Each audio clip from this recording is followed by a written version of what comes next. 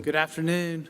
Good afternoon. Madam Clerk, could you read the roll, please? Yes, sir. Mr. Taylor? Here. Ms. Herbert? Here. Dr. Bustles? Here. Mr. Brennan? Present. Mr. McDowell? Yes. Mr. Duval? Present. Mayor Rickaman? Here. Thank you. Can you please stand and join us for the Pledge of Allegiance? I pledge allegiance to the flag of the United States of America and to the republic for which it stands, one nation, under God, indivisible, with liberty and justice for all. Reverend McDowell, would you please give the invocation?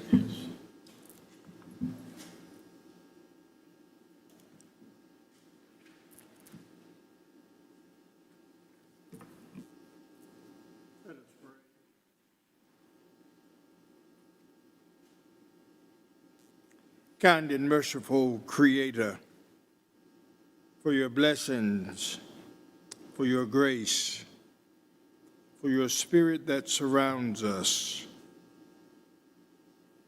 for friendships, for conversation, we simply say thank you. For this day and for the opportunity to gather in this place, we ask your blessings upon each person assembled. Bless us individually and yet collectively, allowing your will and your promise to invade and stir us to action. We ask it in your name. Amen. Amen. Thank you. Do we have a motion to adopt the agenda? Mr. Mr. Mayor, Mayor. I'd like to move that we amend the agenda to add a consideration of items discussed during the work session to include the fiscal year 2022-23 hospitality tax committee recommendation and the fiscal year 22-23 accommodation tax committee recommendation. And you want to tell me a number? Yes, sir. I was going to recommend item 46.5 under other matters. Is that okay with you, sir? 26 and 20. 46.5, I'm making up a number just to stick it under other matters. I think that's probably the best place for it. 46A. Thank you. Is there a second? Second. Madam Clerk, could you read the roll? Mr. Taylor? Ms. Herbert? Dr. Bustles? Aye. Mr. Brennan? Yes. Mr. McDowell? Yes. Mr. Duval? Aye. Mayor Rickaman? Aye. Thank you. Mr. Mayor, one agenda note, I will be recusing myself from item 40, the resolution for the abandoned building for 1527 Gervais Street, the historic Whaley House. Thank you, Mr. Brennan. With that, we have an opportunity for those who would like to speak on any agenda item. They may come if do you have a sign-up sheet or you just? Yes, sir, but no one had signed up outside of the zoning public hearing items. Okay. Well, I'm here to speak on an item, if I may. Point of order, Mr. Mayor, members of City Council. I'm Jim Daniel. I reside at 1 Rice Court in Wheeler Hill, right above 5 Points. I sent y'all an email late last night. I would like to move for deferment of items 29 and 30 for the following reasons. Items 29 and 30 have the incorrect ordinance date cited and if passed would be inapplicable.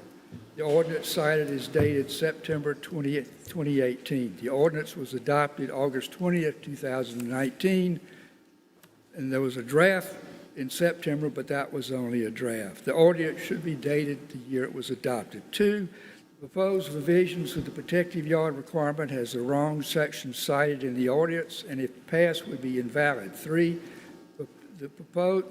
the revisions dealing with vehicular service areas were incorrectly cited in the Planning Commission application, as it did not specify the correct section of the ordinance. Thus, the Planning Commission approval was improper and should be returned to the Planning Commission for the proper approval. 4, the revision dealing with vehicular service areas has the incorrect citation for the applicable subsection. If approved by council, it would be invalid. 5, the proposed revisions to the protective yard requirements would make drastic changes to the protective yard parking requirements affecting surface water runoff shade at 6.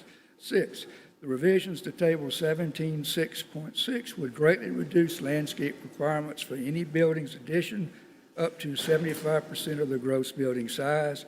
I would argue this would eliminate landscape requirements for most buildings additions, which would result in surface water runoff shades, etc.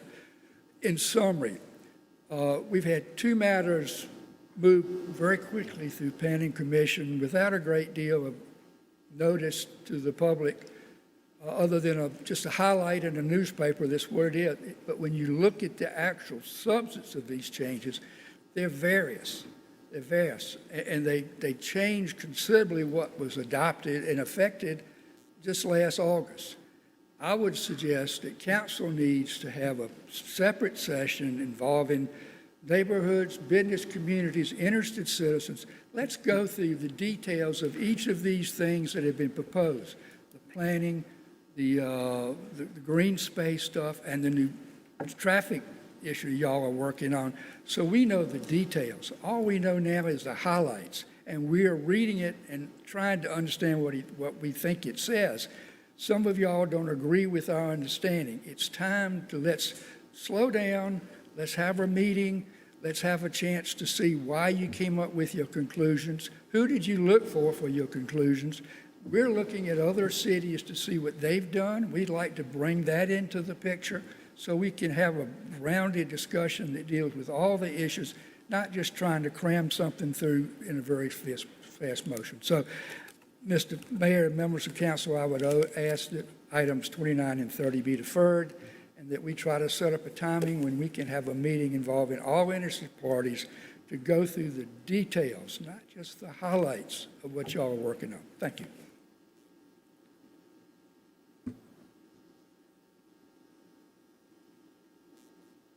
Mayor, yeah, I'm sorry. Mr. Mayor, I'm not sure if the items that the individuals are coming forward are all in relation to what was just referenced, but this is the public input for any items on the agenda, but the zoning public hearing will also still have the opportunity for public input. I mean, it's up to you, Mayor, but these items aren't, you'll have that opportunity during that period of time. When it opens, it's not open yet, to be technical. Mayor, I'm fine with hearing folks at this stage if they would like to go ahead and express. Making that point of clarification for you. Yes, ma'am.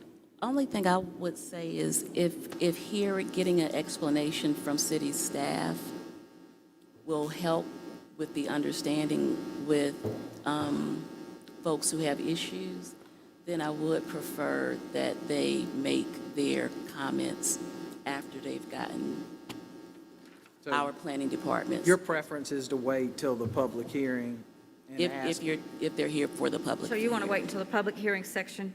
That's fine. if that's fine. Is that okay? Is anybody here to speak on any other issue than what's coming before us? Mr. Black?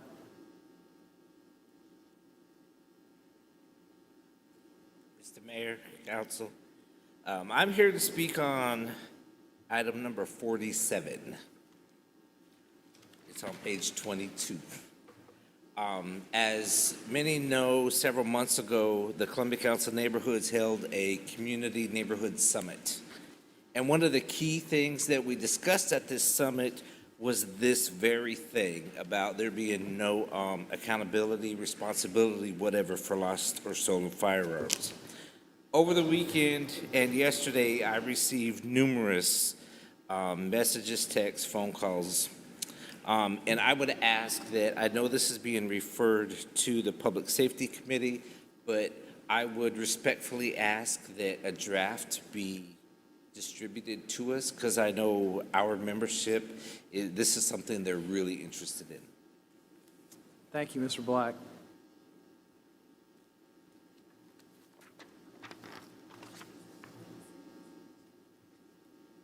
Do we have anybody else for any other agenda item?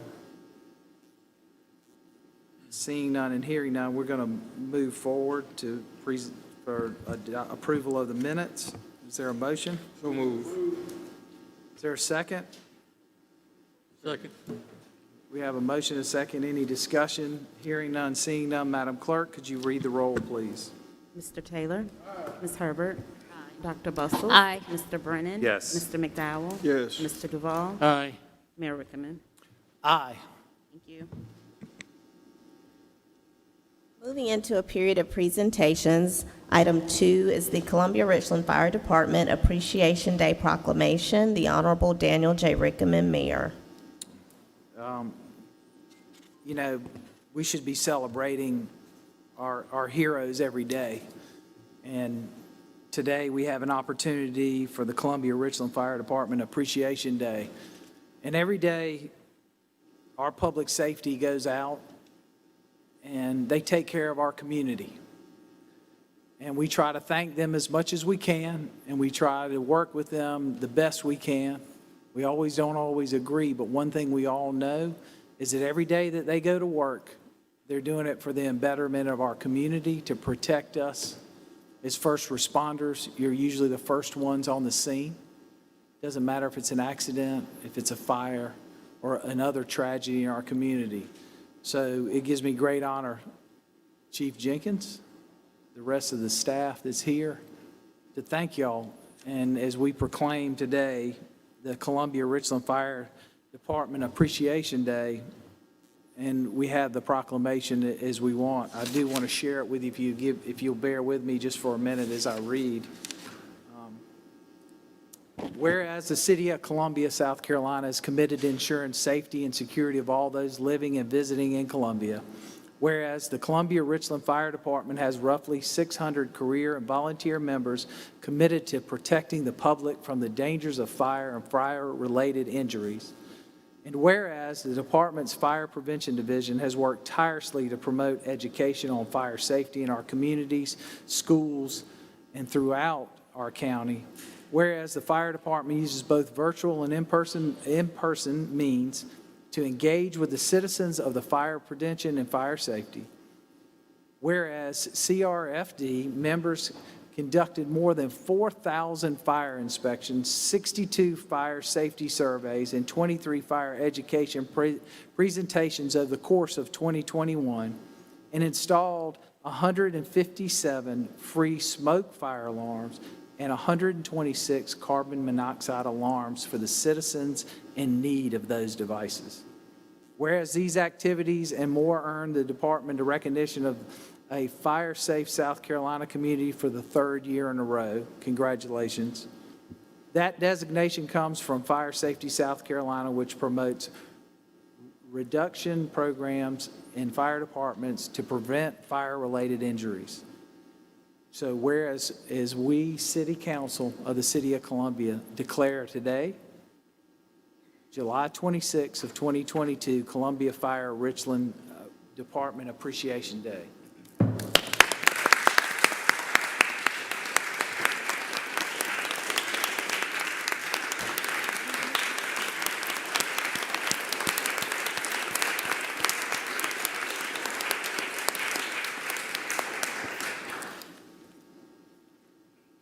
Mr. Mayor, City Council, Ms. Wilson, thank you all for this designation, for this proclamation.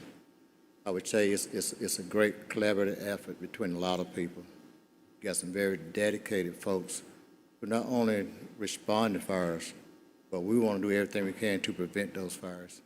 And that is what this designation really says, our effort to prevent fires. So we really appreciate it. We had a good time at the conference receiving this designation. And again, since its inception, we have received it every year since its inception. So again, thank you all. And we can't do it without your support. So we want to thank you all for your support, our city manager's support, and even from the county, their support. We can't do it without you all. And we really certainly appreciate everything and every effort that you have put into this fire service. Thank you all.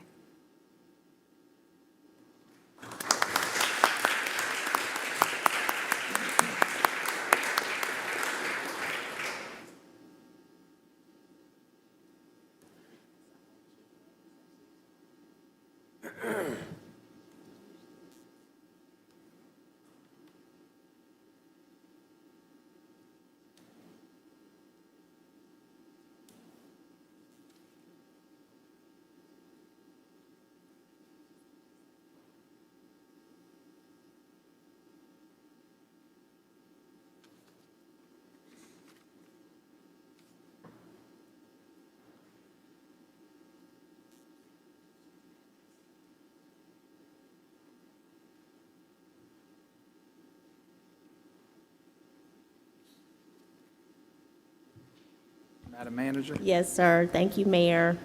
Our next presentation is item 3, the Food Policy Committee update, the Food Access Map presentation. Ms. Shauna Cato, the committee chair.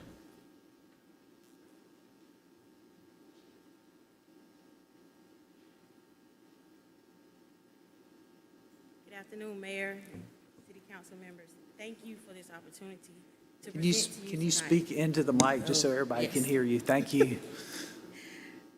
All right. So, Food Policy Committee. Our vision for our committee is a strong, sustainable, and equitable food system for all Columbia.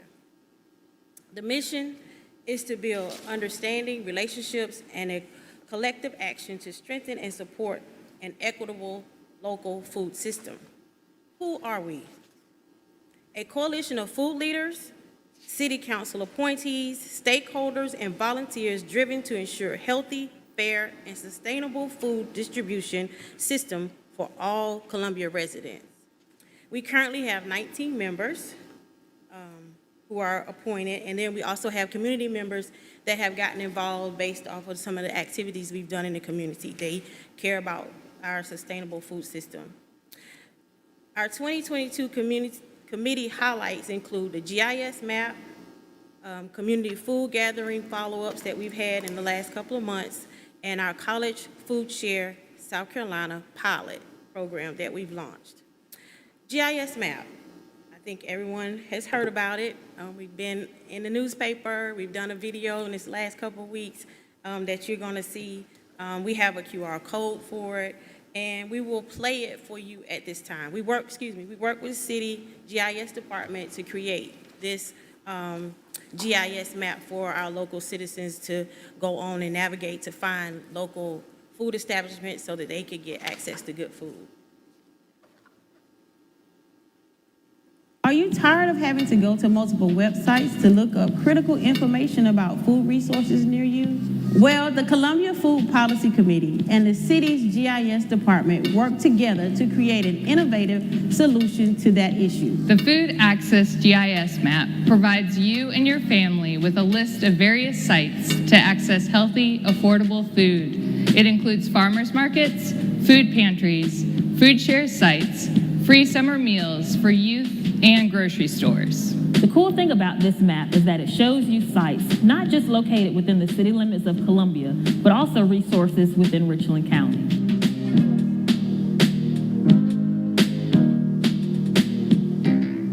The food distribution and grocery store map created by our city's GIS department provides our residents with multiple tools to help them locate where there is access to food throughout our city. On the left side of the screen, on the Layers tab, the public can pinpoint where there are certain types of food centers, including food distribution locations, which are highlighted in purple, grocery stores, which are highlighted by an orange grocery cart, and free summer meal sites for youth ages 18 and under, which are highlighted by green. The public can toggle each one of these categories on and off, as well as click on any dot on the map to obtain more information about that site. You can even click on the address and it will take you to the individual site on a separated map. On the right side of the map, you'll find food distribution search tools. This allows the public to search for popular inquiries like where free summer food sites are for our youth, depending on what time of the day it is or what type of meal it is. Or if you wanted to search by food provider names, food provider types, or certain grocery stores. There's even a pre-selected list you can choose from. Another important tool that you can use is searching for what is within 1 mile of a certain address. Just click on the big magnifying glass on the right side of the map and enter the address you want. You can also use the Near Me button to find out what is within 1 mile where you currently are, or you can use the pinpoint button to select any place on the map. Once selected, you can see all of the sites located within 1 mile of that location and get more information about those locations, like address, phone number, and when they are open.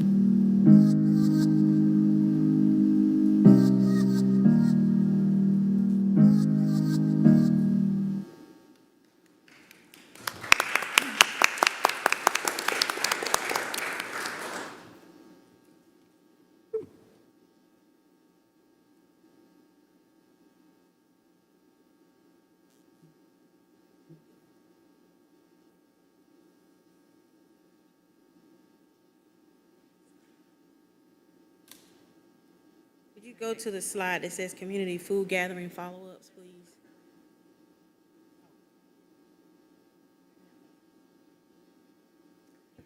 Perfect. As you can see, we had a lot of fun making that commercial with staff, and so we're excited for the community to be able to listen to it, maybe clear up any questions anyone has about the map. So we're very excited to share that with the community. We also wanted to share about some of, as Shauna said, some of our 2022 different activities we've done. And as some of you might have been on council in 2019, we basically had this policy report that the Food Policy Committee put out. And what we wanted to do after COVID happened is go back to the community and see if those priorities were the same as they were in 2019. And so what we did was we held two different meetings, one virtual and the other one in person at Gable Oaks. And we had a decent number of community members that were able to attend, about 20 in each one. We were able to provide gift cards to a grocery store for those virtually, and a food share box for those that came in person. And basically what we wanted to see is to ask them their current food access concerns and then kind of reflect that to what we were seeing in 2019.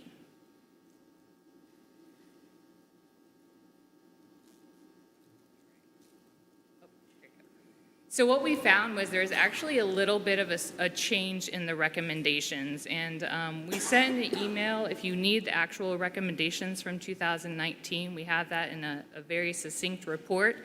We currently are working on updating that, so you'll have that information in the next couple of weeks.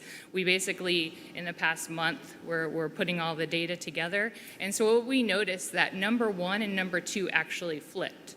So in 2019, number 2, which was healthy food options are affordable or high quality and available locally to food insecure communities, actually became number 2. And number 1, this is locally owned healthy food entrepreneurships and community-based efforts that support local food systems to grow and thrive. And so what we noticed as we were talking to communities is there is actually a big focus on getting certain businesses into the communities that could take care of their food access concerns. We also noticed that transportation also moved up to 4. So there was some changes that some of the things that COVID has showed us is that their priorities did change a little bit in the past year.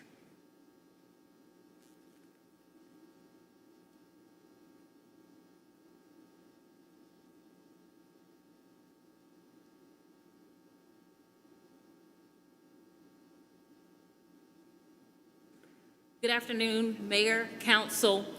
So one of the highlights wanted to share also is work we've been doing with our various colleges around the city.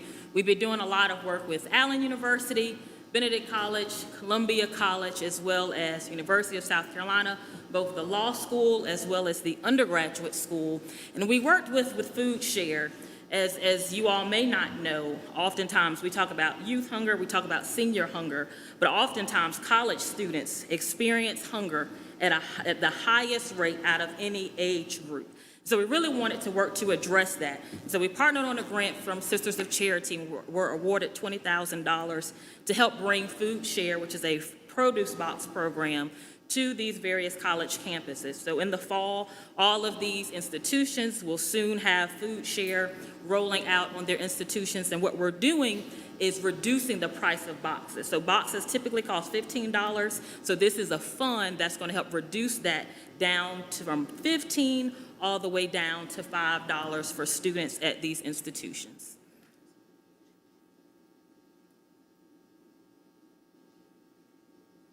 And then last but not least, what are some next steps and how do we hope to continue to work with you all and do what you all have tasked us to do through this committee? Work to encourage ARP and general funds to be applied to initiatives that address those food policy recommendations. So we know all of us in this room want to see more grocery stores. We want to see more healthy food access across the city. So definitely we know there are funds that are coming both federally, but also some other opportunities within the budget that we can work to help allocate resources to help solve that issue.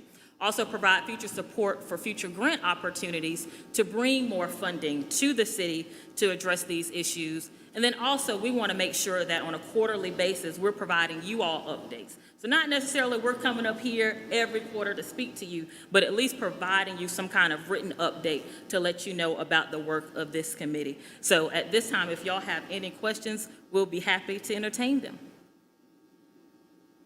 Council? Right. Well, I just want to thank you all for your hard work. How long, y'all were started 2017? And I'm not technology savvy, even though I'm the chair of the technology committee. And so someone called me and asked me how to use the map. I said, ooh, no, we got to have a problem. So I'm glad that you all were able to do the video, and thanks to our PR folks for assisting with that. And I'm looking forward to hearing about your future recommendations and that you have. And I don't know if Mayor Rickman has anything to add, but I did want to, at the appropriate time, do want to hear about other initiatives that you all have that we're considering. Is there anybody else who wanted to comment? First of all, I owe you a commitment for a liaison to the committee, which we will get done for next week's agenda. So let's put that on our list. And also, I think we have some follow-up items that we need to talk about between the truck and the trailer, which I know there's a lot of discussion to go ahead and forward through, and then some follow-up with some of the other groups that we discussed to help provide a third-party service that may alleviate some of that. So we'll try to follow up next week on those items, probably Wednesday or Thursday, if we can make that happen.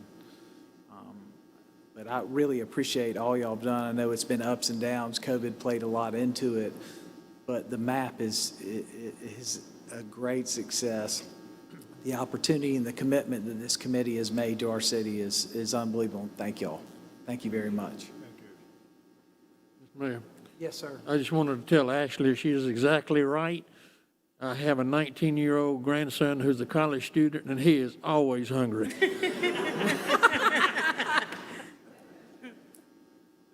Yes, sir. Yes, sorry about that. Thank you for taking the time to make this, this app. You know, transportation holds people back from access to food, and what Councilwoman Herbert hadn't told you is that she's on the Comet board. So any layering that we could bring forward with this wonderful technology you created to pinpoint the bus lines, transportation lines, and how that overlaps with what you've created for food access, how the transportation and food access can work together would be great. And she'll be happy to get you in touch with the Comet staff for that. Thank y'all so much. Thank you.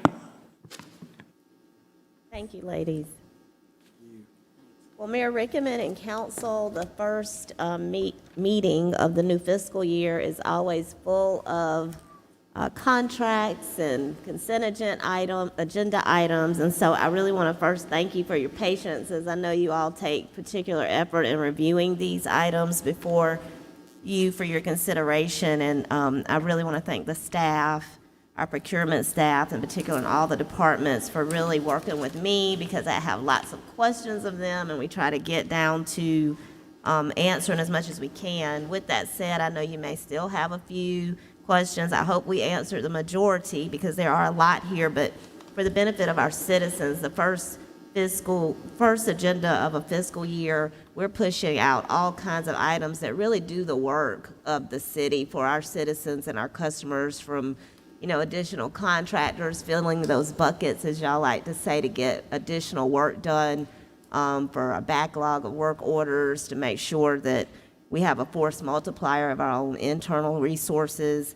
You'll see uniforms on this agenda. You'll see drop-in more meters, AMI meters. There's all kinds of good work that gets done, but we have to have those approvals so we can work for the rest of the fiscal year. And with that said, we would ask for your consideration of consent agenda items 4 through 24, and if there are any that you'd like me to pull so we can explain for you, I'm happy to do that. So move, Mr. Mayor. Is there a second? Second. Discussion. Any items that still have open questions? Council, anything here? Any discussion? Hearing none, seeing none. Madam Clerk, would you please call the roll? Mr. Taylor? Ms. Herbert? Aye. Dr. Bustles? Aye. Mr. Brennan? Yes. Mr. McDowell? Yes. Mr. Duval? Aye. Mayor Rickaman? Aye. I do want to note that we're spending a lot of funding right now, obviously, as contracts renew, but there are also small contracts in here that deal with demolition. As you know, we've invested heavily this year in taking down condemned housings and trying to clean up neighborhoods. And as we continue to do that, we're going to be pushing forth plans to increase home ownership through the various sources. We're applying for multiple grants through HUD and other agencies so that we can leverage the opportunities that the federal government are sending our way. I'm very excited about the opportunities that we have in the future.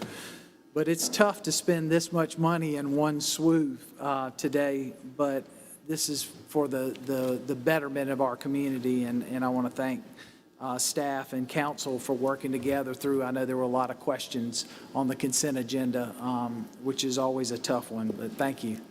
Mr. Mayor. Mr. Taylor.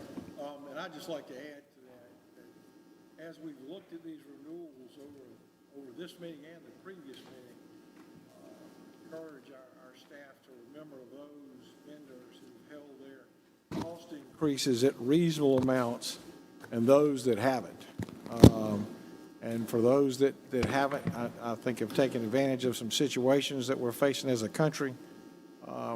I hope we'll look for some competing bids between now and next year. Yes, sir. I couldn't agree more. Yes, sir. Thank you. We much appreciate it, Mayor and Council. Moving into our public hearing and first reading for the zoning and planning matters, item 25.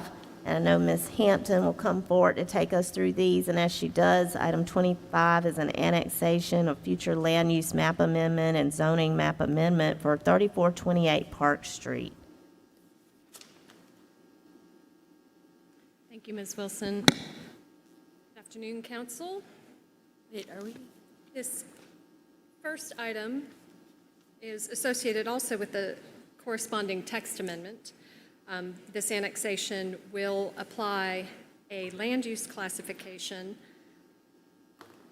of of UCR1 and a zoning classification of RM2. This is a small parcel in the Irwood community.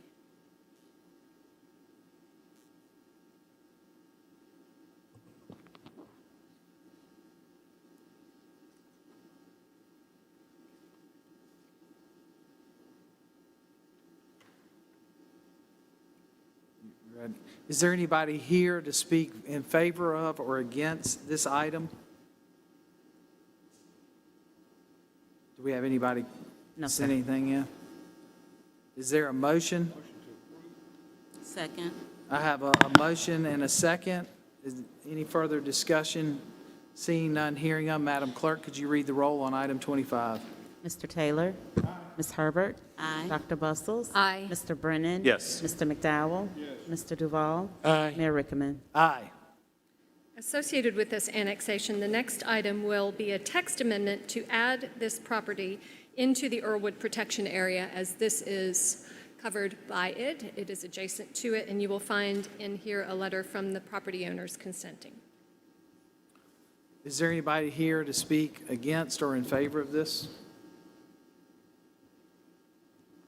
Hearing none, seeing none, can we get a motion? So moved. Is there a second? Are you second, Ms. Herbert? Any discussion? Hearing none, seeing none, Madam Clerk, could you read the roll on item 26, please? Mr. Taylor? Ms. Herbert? Aye. Dr. Bustles? Aye. Mr. Brennan? Yes. Mr. McDowell? Mr. Duval? Aye. Mayor Rickaman? Aye. 27 is an annexation of future land use map amendment and a zoning map amendment for .10 acre portion on the back side of Jacobs Mill Pond Road. This annexation is in the Wood Creek Farms area. It will assign a zoning of PD planned development and a land use classification of UER2. Is there anybody here to speak in favor of or against? I have a motion. Is there a second? Second. I have a motion and a second. Any further discussion? Hearing none, seeing none, Madam Clerk? could you read the roll for item 27, please? Mr. Taylor? Ms. Herbert? Aye. Dr. Bustles? Aye. Mr. Brennan? Yes. Mr. McDowell? Mr. Duval? Aye. Mayor Rickaman? Aye. Thank you. 28, annexation and future land use map and zoning map amendment for 79.05 acres on the north side of Percival Road, 4407 Percival Road, and .775 acres on the east side of Newland Road. It's a request to annex the property, assign a land use classification of Urban Edge Residential Small Lot, an Urban Edge Community Center, and assign a zoning of RM1 and Light Industrial, that's LI, at the time of annexation. Is there anybody here to speak in favor of or against this annexation? I have a motion. Is there a second?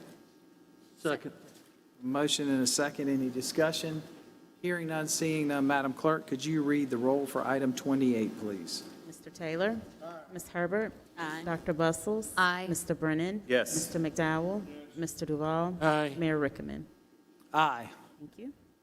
Your next case, number 29, is amendment to the Unified Development Ordinance for drive-through facilities. This amendment will add personal service and bank and retail sales as a permitted accessory use for drive-throughs in specified zoning districts. Could you, because 29 and 30 are two things that we received feedback, could you maybe just give an example of this for us, please? Certainly. Currently, bank drive-through facilities are not permitted as an accessory use in certain zoning districts in our core, for instance, on Bull Street, or not Bull Street, the PUD, but in other areas. This will allow them. It still will be a conditional use. So there are conditions associated with each of these drive-throughs with regard to stacking, where they may be located, the building being up towards the front, and so where they are currently not permitted, they will be permitted in certain districts. It is for, again, a specified amount of uses, banks, and retail uses. And it's not uniform, it's still conditional, correct? It's still a conditional use. Is there anybody here to speak for or against? Mayor, we have several individuals signed up. Mr. Jim Daniel, he spoke during the earlier public comment. Following him, we have Ms. Elizabeth Marks, Catherine Fenner, and Denise Wellman.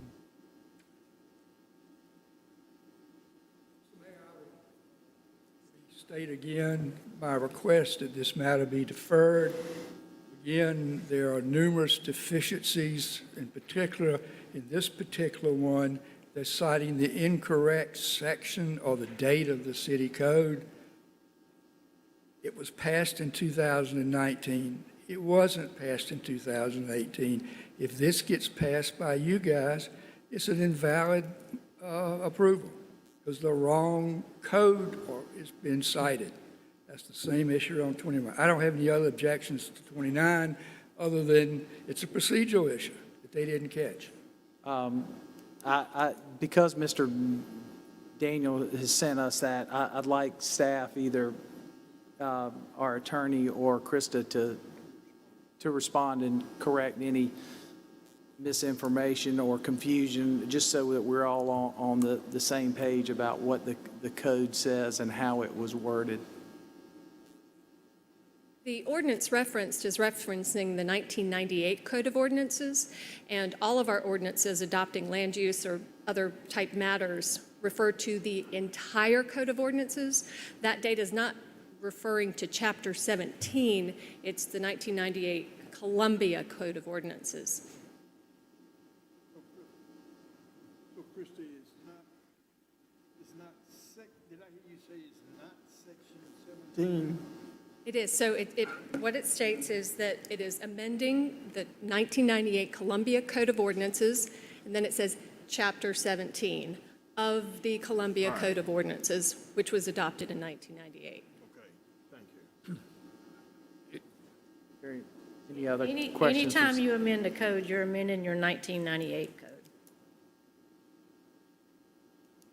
Is the only thing that this ordinance number 29 does is the drive-through facility amendment that's in red on the table? Yes, sir.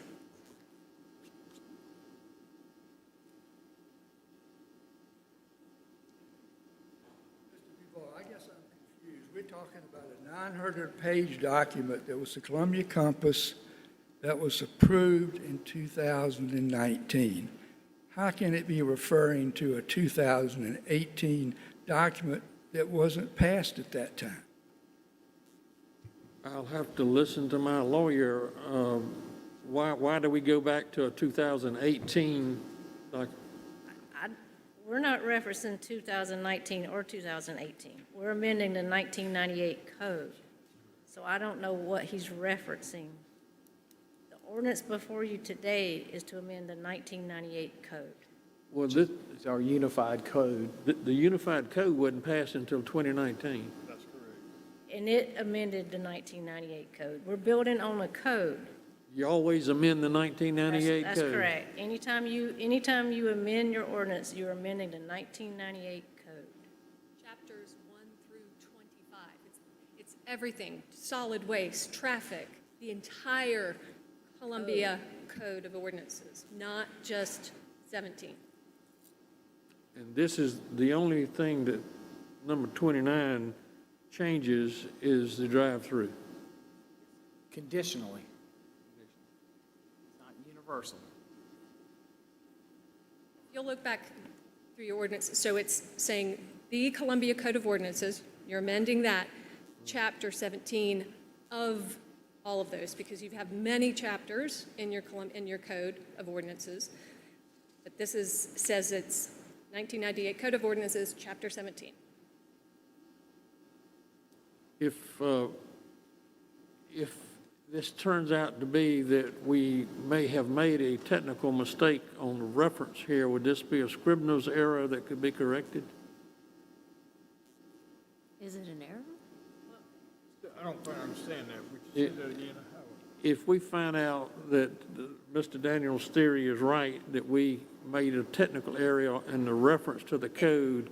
If he's right, every time we pass the ordinance, we would be incorrect. It will be 1998. Yes. And what Mr. Duvall is saying, and would that be treated as a Scrivener's error? Yes, definitely it would. Mr. Duvall is using all the legal terms over here. That's what they always used in the legislature. Are there any other questions for staff? Did y'all want to speak on 30 or 29? Just on 30? So is there a motion? Second. No, they're going to, they want to speak Item on 29. 30. Yes.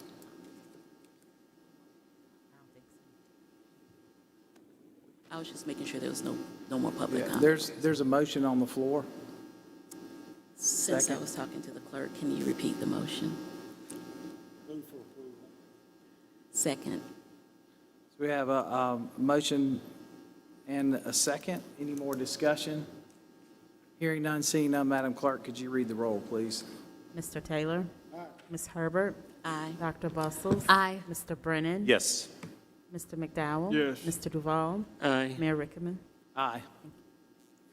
Number 30 is also a text amendment to the Unified Development Ordinance for nonconforming sites, amending Article 5, the development standards for landscaping and section of nonconforming site features.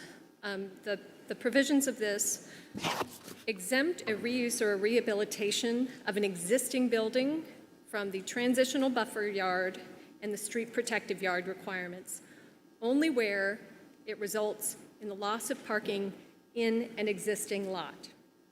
So somewhat of a narrow circumstance here, transitional buffer yard, street protective yard. It will exempt that specific portion of the development from those requirements if it results in the loss of parking. So it doesn't exempt the entire development from all of these buffer requirements. It would exempt it in that location where that parking spot may be lost. It increases the threshold for which the expansion of existing buildings are required to comply with vehicular surface standards areas, and that's a fancy way of saying parking lot requirements. It removes references to nonconforming signs in the nonconforming site features in the end. So what we've got in the end are some provisions that take existing lots that currently do not comply with our code and tries to incrementally bring them up. It removes the sign portion from that because we actually already have regulations concerning nonconforming signs in our sign code about display area and structures that after 12 months, nonconforming, they have to be removed. So that kind of eliminates that conflict.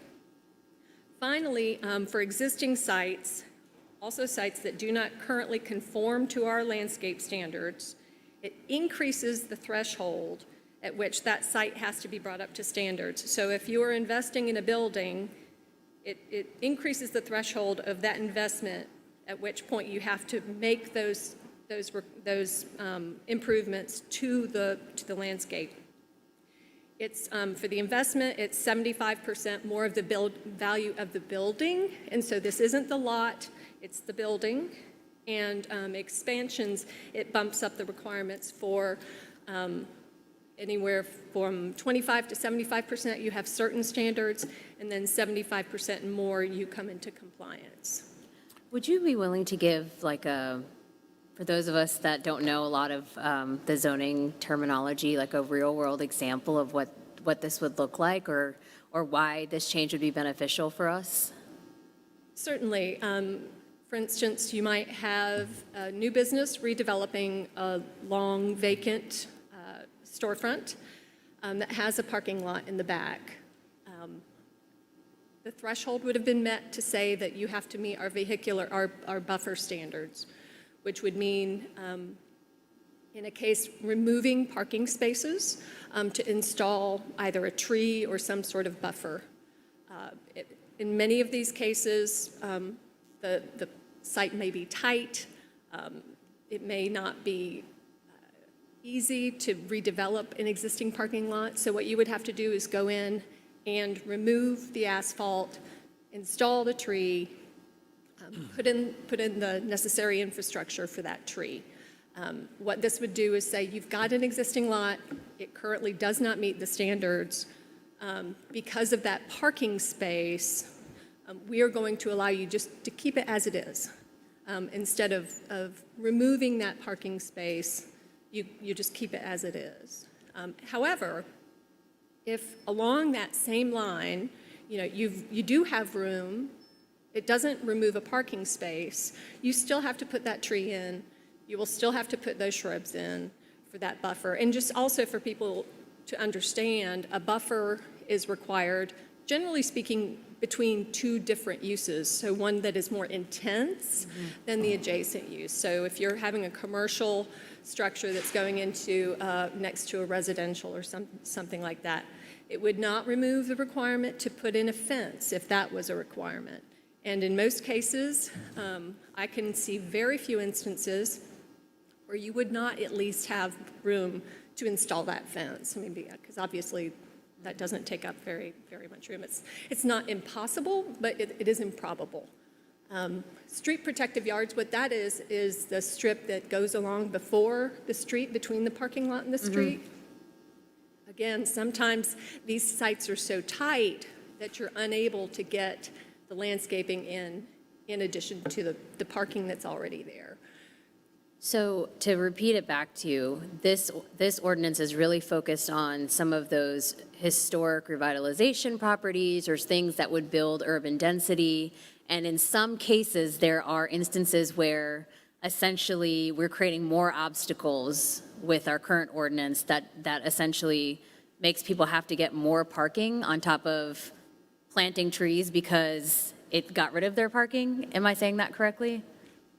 It could happen in that instance, certainly. And to go back to some of our policy documents, we heard loud and clear, and it's in Columbia Compass, and we've heard from council that we want to encourage redevelopment and infill.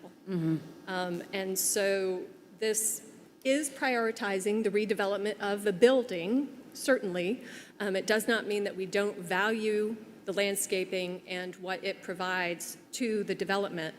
But without, if you have a fallow, derelict building, you're still not going to get that landscaping. So what we're trying to do is prioritize getting those buildings redeveloped And then hopefully, through future amendments, maybe get a building in that parking lot instead. Thank you, I appreciate that. Mr. Mayor. Mr. Duval? Members of council, this has been a very hard community decision to make because the community does not feel like we have given them enough information, that we have not communicated well on this. We've got a letter from the riverkeeper about this particular ordinance too. And I don't completely understand all the changes that you have proposed in a document that we just adopted last year after about 4 or 5 years of public hearings. I want to understand better why we're doing that. So I would like to suggest to the council that we give this ordinance first reading and stipulate that it come back at the same council meeting where we discussed the 7,500 rule. Was that September the 26th? Yes, sir. That's correct. September the 26th. Give us time to get some information out to the public. And this has to do with parking. And the ordinance that we're going to talk about, the 7,500 rule, also deals with parking. So I think we could consolidate the second reading of this ordinance with the first reading of the one in September, and that'll give us a month to get out to the public and explain what these differences do, what this ordinance does. Ms. Herbert, did you want to say something? I didn't, but I will. Personally, I understand it. I have gotten so many calls that, and people are confused by it. But I do want to make sure before we do anything that we hear from the public too. We'll get there. Okay. So Everybody maybe will have their opportunity. I would prefer to hold my comments until after public comment, if that's okay. Mr. Taylor, did you want to say something then, Mr. McDowell? Please direct the questions to. Yes, sir. Approved. Staff recommends this, correct? Yes, sir. Planning Commission approved it unanimously, correct? Yes, sir. It was discussed in the Economic Community Development Committee back in May, so it's been out there for a while. And it's really not so much a parking question. It's a question on, do we want to inspire the redevelopment and new investment in our buildings? Do we want small businesses in these food deserts? Because what we've done here, and the main focus of this is, if you, and you correct me if I go off base, is if you buy a building today and you want to reinvest it, we'll take the Midas building on Gervais Street as a perfect example. 2 empty buildings on Gervais Street attracted homeless occupants, was bought by a family to reinvest in a business. Well, to meet the landscaping requirements, they had to plow up. They had a perfectly good existing parking lot. To meet the landscaping requirements, they had to plow up parking places and put trees in. And because the existing parking lot, which had probably been there 80 years perhaps, there wasn't space to there was no room to build a buffer. So you're required to build a wall. And the wall went down 15 parking places. And I believe for them to make the investment, they had to give up 3 or 4 spaces to dig up. I'm talking about take them up to plant trees and then lose 14 more spaces thereabouts on their property line to build a wall, which then didn't allow them to meet the parking requirement, which forced them to go off-site and rent parking spaces. All we're saying here primarily is, if you buy a building that has a parking lot, you get to keep the parking lot. Isn't that pretty much what it is? This is not difficult. It's been, and it's been out there for 3 months now. Again, the Planning Commission vetted it, voted unanimously. This is about encouraging people to invest in our city. We got higher than usual property taxes. We can't make it more difficult. We have to make it easier. And again, and this is for the small business people in Columbia. They can't afford to buy a building to put that corner store in and then have to tear up the parking lot and redo it. It just doesn't make sense. I think this is a most logical, very easy, not difficult process that we can do to make it more affordable for people to invest in our city. I don't think it's a threat to any neighborhood, and I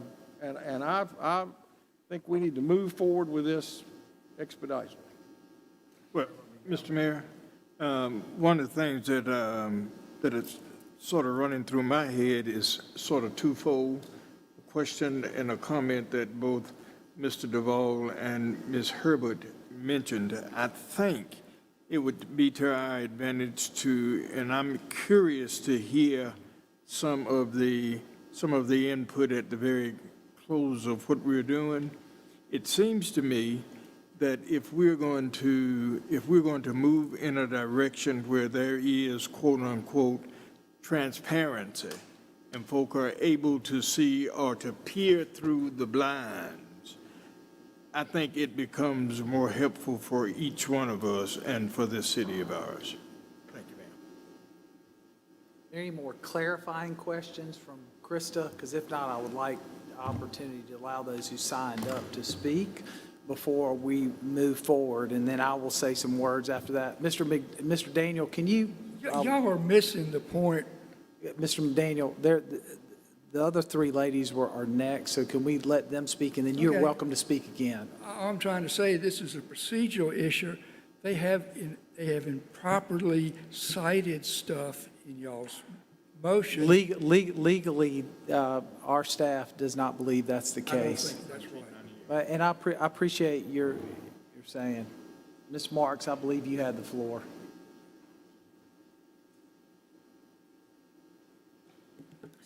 So, good afternoon. My name is Elizabeth Marks. I live at 1908 Henderson Street in the Robert Mills Historic District. And after listening to Mr. Taylor's presentation, I think I'm going to change what I was going to say, which really related to an email that I sent each of you regarding a very simple change to the ordinance, as opposed to all of these piecemeal, tiny, repetitive changes that have been put in it. It's a very simple process, and I hope that you will go back and read my email, which I don't want to go over now because I feel as though what you as City Council should know is that this has not been a transparent process. The Compass process and the UDO, that was a transparent process. We all spent 3 years on that. We went to public hearings. We had to answer questionnaires. We went to meetings. We looked at charts. We talked for 3 years. This item on the parking and landscaping and buffers showed up at planning last week. We went to planning. All of a sudden, it's on the City Council agenda. We have not had time to study it in depth. We would like to bring in our own experts. We do feel that planning has significantly let us down by not including us in this process whatsoever, and that we have not had a chance to speak to this. And no, we do have many bad parking lots out there, and we also have significant runoff and flooding, and the buffers and the green spaces and the trees will make a difference in that. And I suggest that y'all go back and look at the 2013 consent decree with the EPA, which requires you by 2025 to complete a stormwater process, I guess you would call it stormwater repair process for all of the watersheds in Columbia.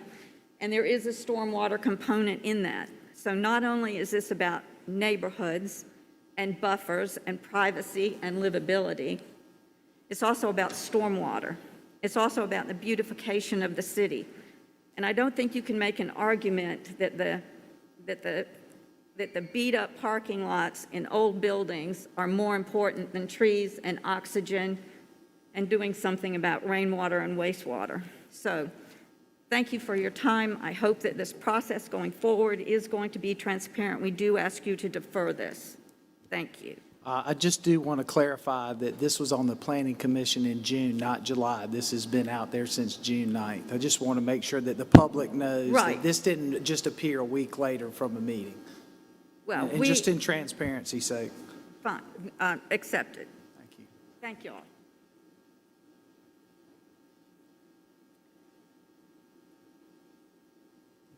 Hello, I'm Catherine Fenner. I'm here on behalf of the University Hill Neighborhood Association. I believe there have been some questions raised about whether or not we have adequately gotten the approval of our various associations, and I assure you that as an attorney who read the bylaws quite thoroughly, yes, indeed, I got the approval of my fellow executive council people pursuant to said bylaws. In any event, I am concerned because parking spaces are extremely important here, apparently, but not according to the provisions passed in the Planning Commission meeting just a few weeks ago. University Hill, however, suffers terrifically from stormwater runoff problems. It is impossible to get out of our neighborhood during a flash flood except through one route, and there's literally no way to get east of town. We are completely surrounded by little holes where there's stormwater runoff. If, in fact, what you're trying to do is protect parking spaces, required parking spaces, and not just all parking spaces, I think the idea that somehow or another you're going to renovate the old Piggly Wiggly lot and, oh my gosh, you might lose a parking space by having to put in landscaping, suddenly, all of a sudden, according to my reading of this, you don't have to do any landscaping. I think that we need to say instead that we would modify section 1755.35A1 so that which provides for alternative relief. And you would modify it so that it would only apply if it would result in the loss of a required parking space. You might lose parking spaces because you have to put landscaping in. That just comes to go. I will say that the Midas is a very lovely facility. It's directly across from the brand new law school. It looks very nice. I think that they will get a lot better business because of it, much as the Inn at USC has done extremely well since they were required to meet design standards. So thank you very much.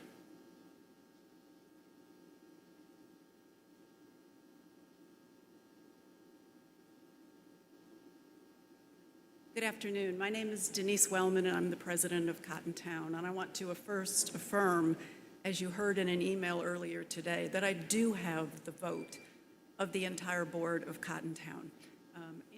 As it is written, not being in, we oppose this proposal.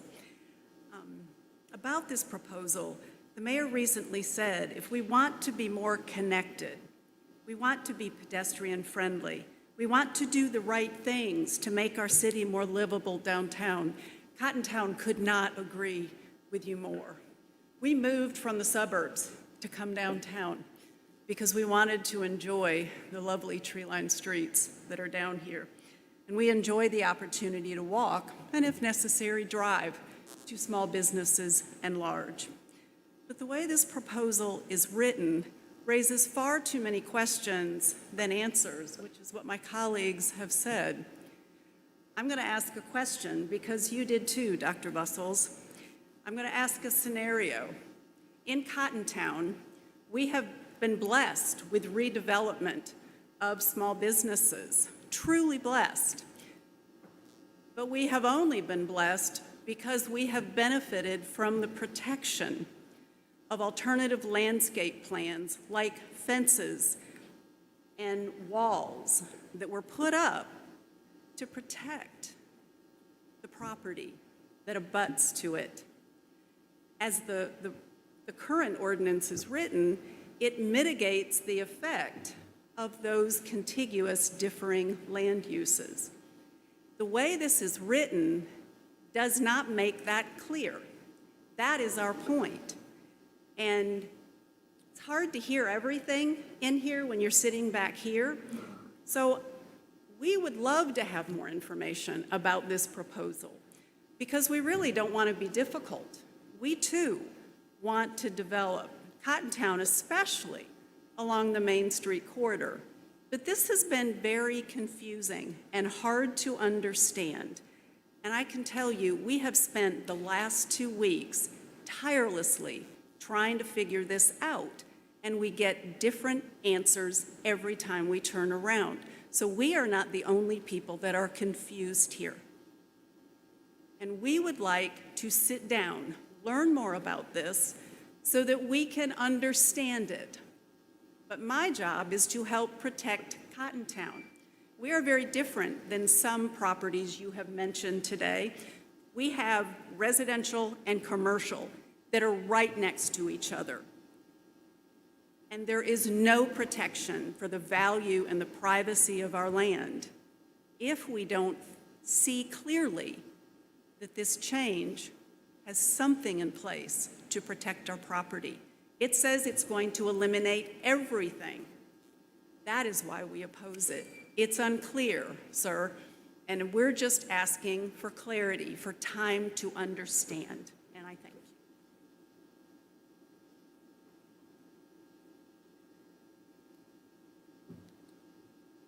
Anybody else signed up? Jim, did you want to come back?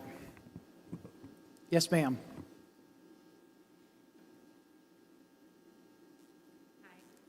My name's Elizabeth Perkins. I'm the Vice President of the Earlwood Community Citizens Organization, and I've basically been asked to read a letter that we submitted earlier today or summarize that. We did receive it. Thank you. Okay.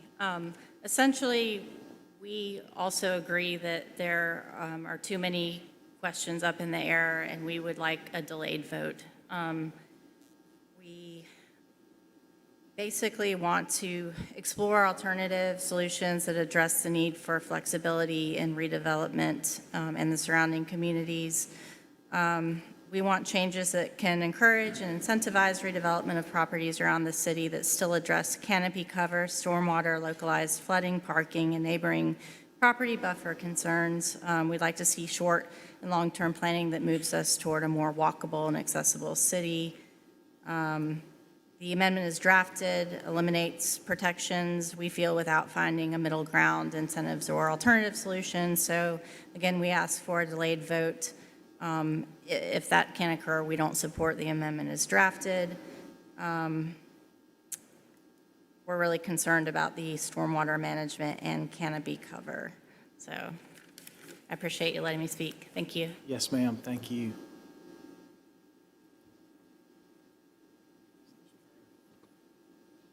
Mr. Duvall, then Reverend McDowell. Mr. Mayor, I go back to my request. I think there is confusion in the neighborhood.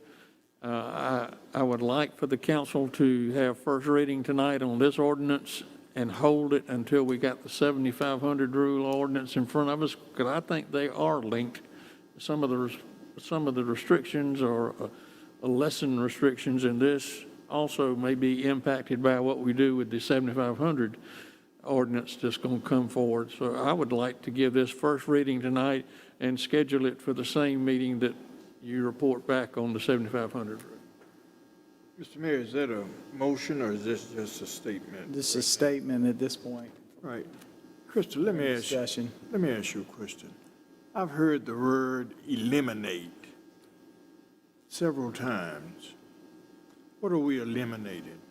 Just to be crystal clear about this. What are we eliminating? If a buffer requirement, such as planting a tree or landscaping, would result in the loss of a parking space, that particular part of the buffer requirement would be eliminated. It would not be eliminated. I want her to clarify that, because there has been a lot of confusion and people sending information out and it not having, it does not eliminate all the buffer. It eliminates only that portion that is affected by that, correct? Correct. So I just want to make sure that was That's why correct. I wanted to make sure I heard and read. So thank you. Thank you. If I might, Mayor, Yes, and ma'am. Mr. Reverend McDowell, Yes, ma'am. you know, a lot of what the staff and I do, everything that we do, is meant to be in direct alignment with the policy direction of the council. And the policy direction of the council, as you set it forth in committees, that's the structure that you're working under now. These ideas regarding business-friendly initiatives and other ideas that the staff and I have been directed to move forward in an efficient manner is not, and I take some issue with statements being made that the planning staff has gone afoul of anything. That is just not true, and it's not the case. And so I feel compelled to also put out there that this isn't going to be the first item. As the Columbia Compass plan was, yes, very transparently done, there's also a new council in place with new ideas that you're putting forward through committees. And so I would certainly encourage that we're open about what it is we're doing holistically from a policy perspective. I think Krista said it very well earlier, that this is in alignment directly with press conferences we've had where we put out ideas about this policy direction of the council. If we are not going in those directions, then the staff and I won't move in that direction. But if you ask us to move things forward in an efficient and timely manner, as was directed, then that is what we've been doing. I think I have an opportunity to speak at this point. I support moving forward, and I'm also going to personally commit to sit down with everybody and have conversations so that everybody can understand it. I will take the time and effort to do that in a productive conversation where we're talking about exactly what's on the table, not what's somewhere else, something else, but sitting down with the appropriate groups. I'll take my time out of my schedule to do that. But I agree with Mr. Duvall moving forward now and having that conversation. And if we need to tweak something and see something, I read Mrs. Marks's proposal. It's got something, but it's not predictable, and that's part of one of the issues. Once again, it makes it subjective, and so we need to have that balance. So my suggestion to council is that we give it first reading. We take the time to sit down and meet with folks between the readings and see where we are. And we have business community, we have neighborhood, and anybody else who wants to join. And we have staff join us, and we'll have that discussion. I'm glad to have that discussion. I don't want anybody to feel like they don't understand something, but I do believe we need to move forward on the first reading. We've had several discussions throughout this. This didn't just creep up yesterday or the day before. It's very important for people to understand that we're listening and we're moving forward and moving the city forward, that it benefits all of those folks. And so I would like to move forward with a motion, and we take first reading, and in between, we will set up appropriate meeting with staff, myself, anybody else who wants to join, and we'll have a dialogue about details. I had my hand up even Yes, before ma'am, the you're mayor, welcome so- to speak. Okay.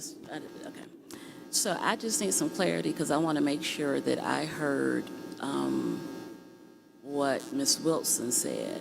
Because what I thought I heard you say was that this is the direction that council asked you to go in. And I don't remember us asking. I thought this is something that Ms. Hampton, who's been doing this forever, even when I was here, because what happens is whenever you do a code or a change, when you start implementing it, you say, ooh, in the implementation of it, you see that there are problems.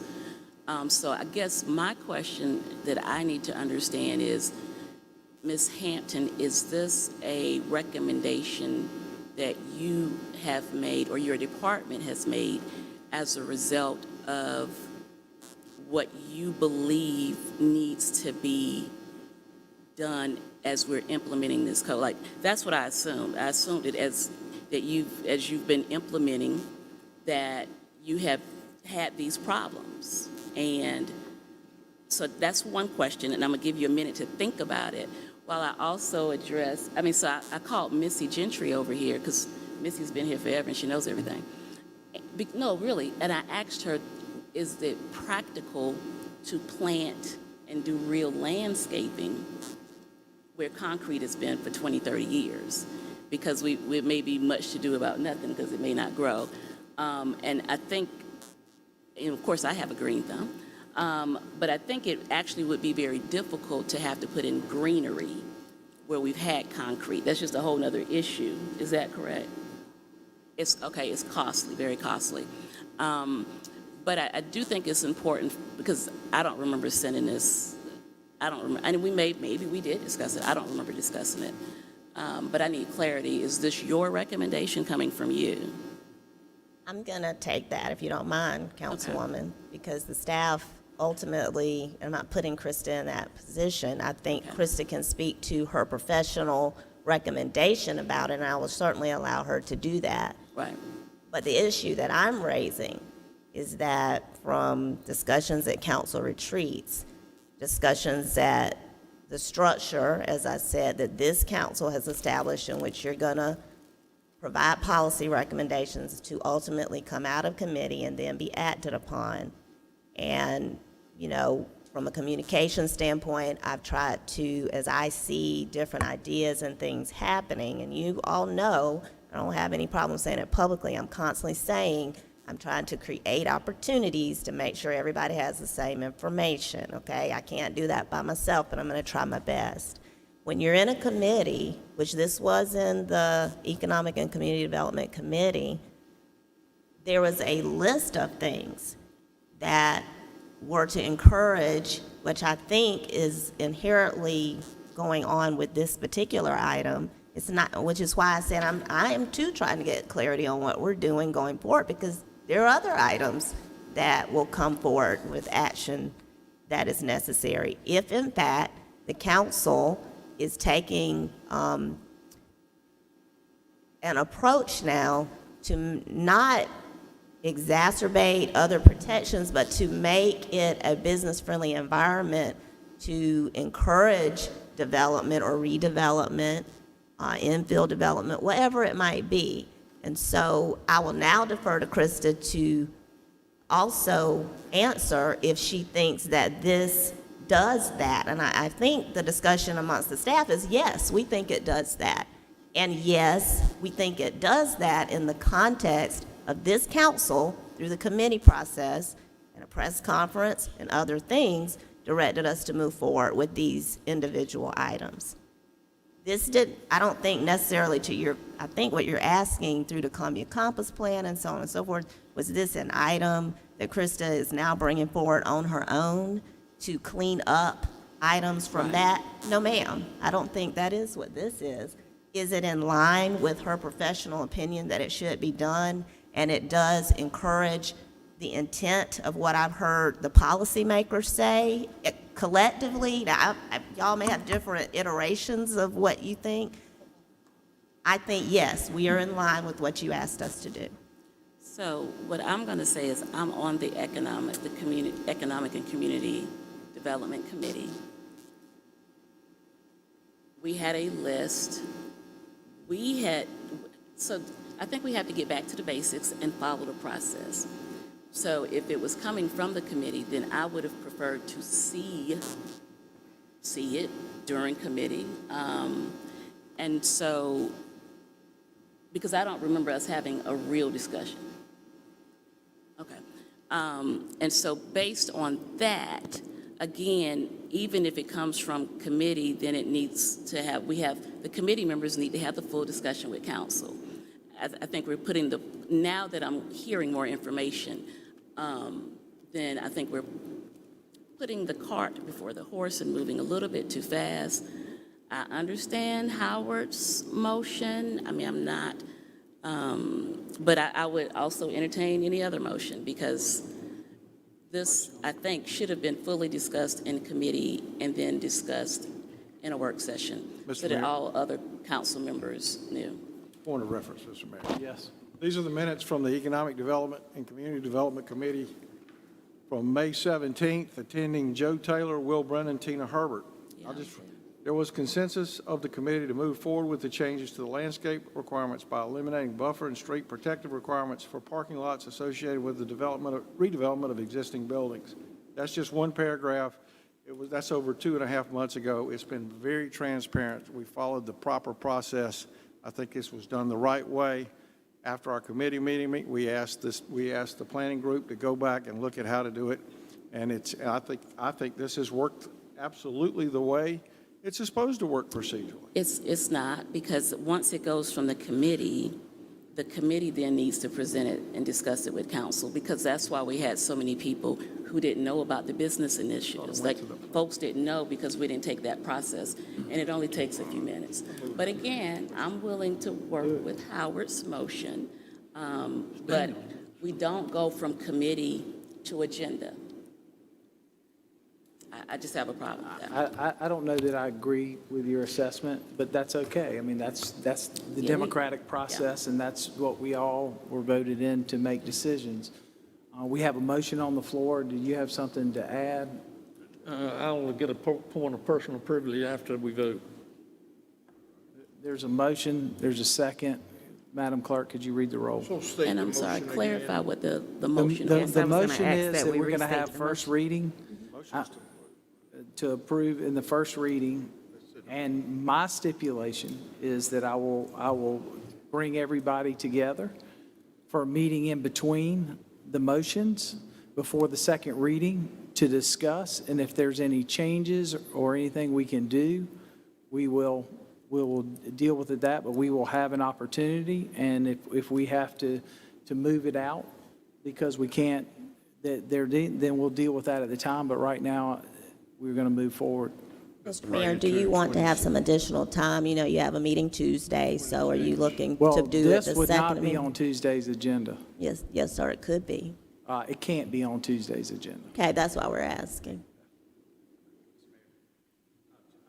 Supportive of the path we're taking, the wonderful staff input that we got through economic development. I would, as you move forward with continued conversations with our business leaders, our community leaders, I would like to get the input of our Columbia Water team on the stormwater impacts of this. Our Public Works, our Forestry Division is under Clint Shealy, so getting the impact of that as well on exactly how many properties in general you think this might affect. So look forward to having that layer of conversation included with what you do, sir. Thank you. Krista, do you have an idea of how many properties would be eligible for this based on some of your research? It's really any redevelopment with a parking lot. So, and quite honestly, again, it is somewhat tied to our proposal that's coming up in September, because we are hopeful that these parking lots will not always be parking lots, that we will redevelop them into buildings because they will no longer be required parking lots. Move to previous question. Madam Clerk, could you read the roll, please? Yes, sir. Can you all state who made the second, please? I'm sorry? Who seconded the motion? Joe. Thank you. And just for clarification, so have we designated when the second meeting will be, or it's kind of up? It's not the next one. It's not the next meeting. Sounds like the Which is earliest would be. Tuesday, by the way. Our next meeting's Tuesday. It'll be the meeting following next Tuesday. Yeah, 3 weeks. be the 17th. August 16th. All right. Okay. Mr. Taylor? Aye. Ms. Herbert? Aye. Dr. Bustles? Aye. Mr. Brennan? Yes. Mr. McDowell? Yes. Mr. Duval? Aye. Mayor Rickaman? Aye. Thank you. Mr. Mayor, Yes, sir. point of personal privilege. All the floor is yours. The city manager was talking about the dilemma that she is in with comments made at the retreat and the staff working to implement what they thought was the direction of council. I think there's a danger when the committee takes up a subject that has not been brought to the council table and referred to that committee. As far as I know, that has not happened in this case. I think that when we talked at our retreat about being business friendly, I'm business friendly. I want to be business friendly, and I'll probably end up voting for this ordinance in the end. But I'm also neighborhood friendly, and I think that we need to do everything we can to balance the needs of being open for business and being a quality of life in our neighborhoods. And so when the staff gets together to weigh the options of doing these business-friendly things I think in the back of your mind, you need to be weighing what impact is this going to have on neighborhoods and buffers and stormwater and everything else. I know you do that. I do what you all ask me to do. Yes, Mr. Taylor.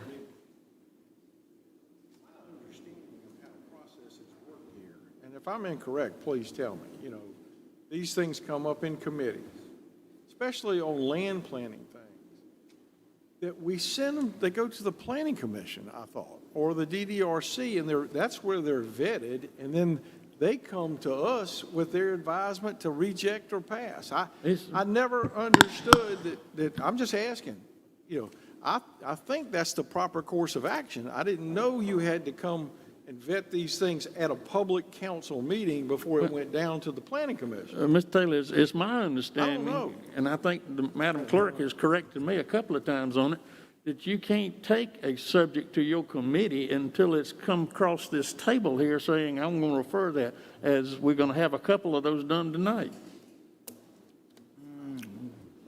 Well, and I just wanted to add, I don't think it has to come to a vote, but I do think that if we're bringing something that hasn't been discussed with the whole body, a 10-minute, 20-minute discussion and work session, just so that all of council is on the same page, is just very helpful, so that someone said that they get different answers from different people.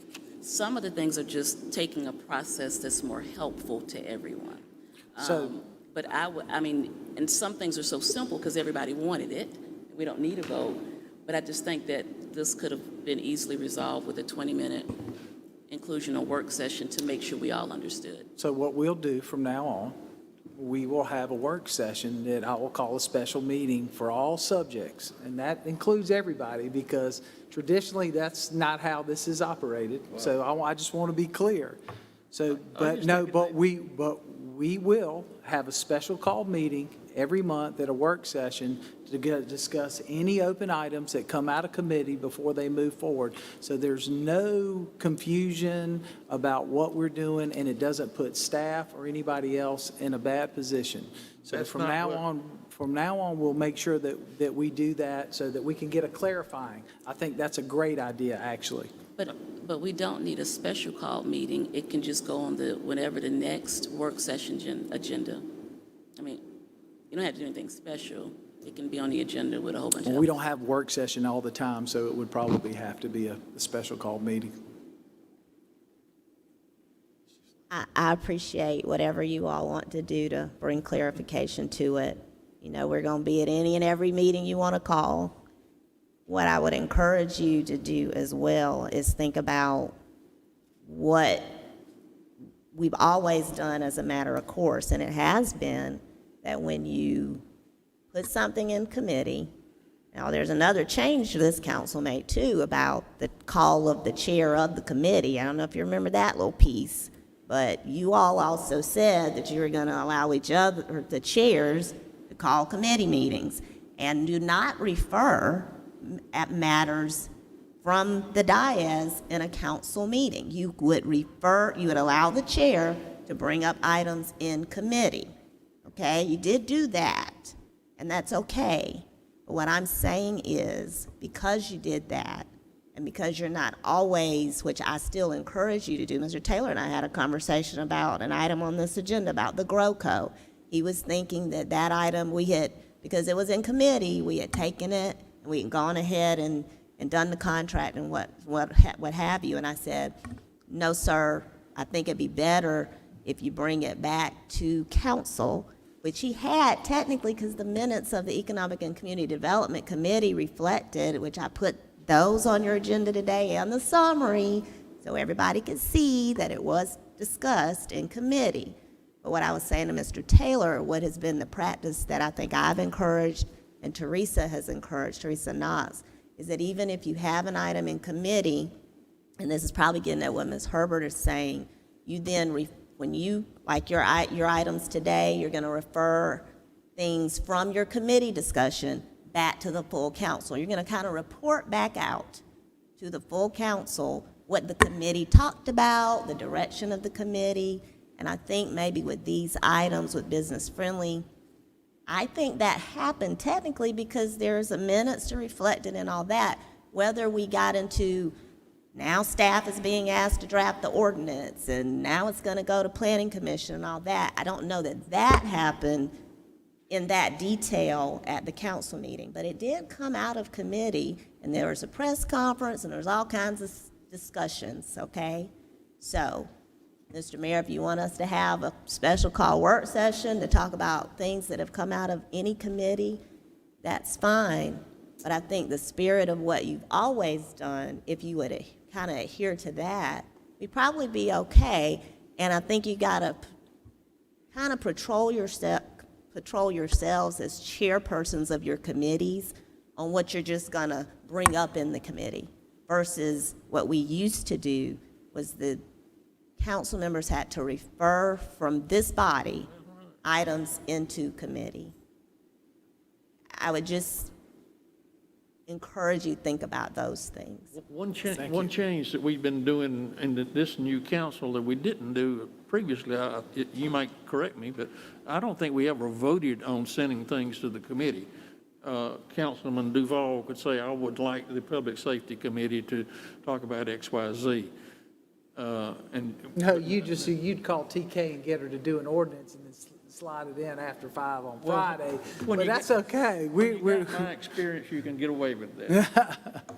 We're happy to do it however you all would like you to do it. I just we want just it don't to. want any confusion. Yes, sir. If it makes sense and it makes people feel more comfortable, then we need to make sure that we're getting, if it's coming from the committee and it doesn't come on the council agenda, we want to have a work session. We don't have a lot of those scheduled out. I'm glad to do that. I just want to make sure that there's no Yes, confusion because there has been a lot of discussion around this, Yes. and we will continue to discuss it. But I do think that as we redefine Yes, things sir. and we see areas that we can do better on, we're going to do that. Well, I Thank you. felt compelled because, I may have some staff members that sometimes will take liberties. Krista ain't one of them, okay? Thank you, Thank Madam you. Manager. Yes.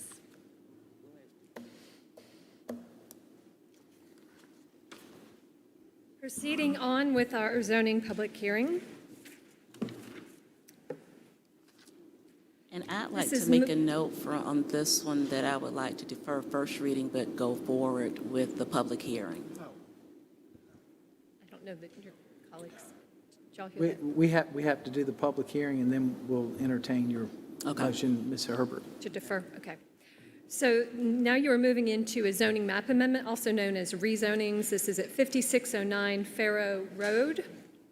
This is a request to rezone the property from Community Activity Center Corridor, that's CAC, to General Commercial District.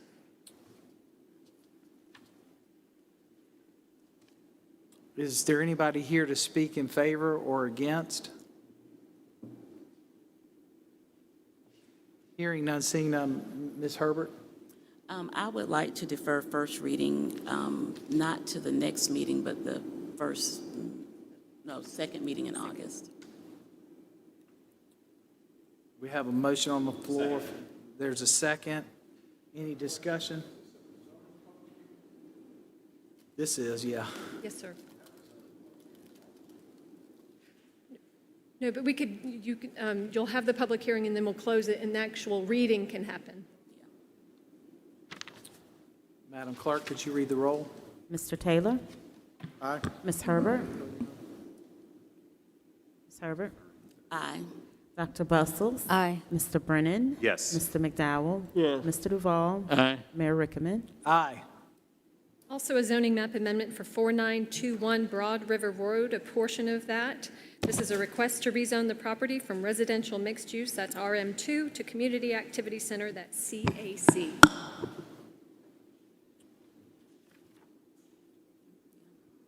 Is there anybody here to speak for or against this item?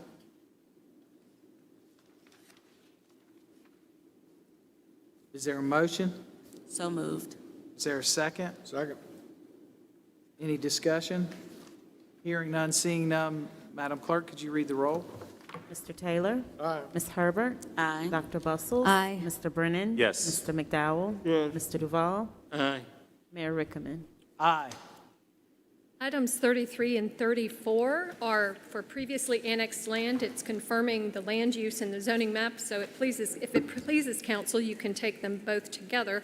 The first is to confirm the future land use amendment for the property as Urban Edge Community Activity Center, and then you are being asked to confirm the zoning of this annexed land for light industrial.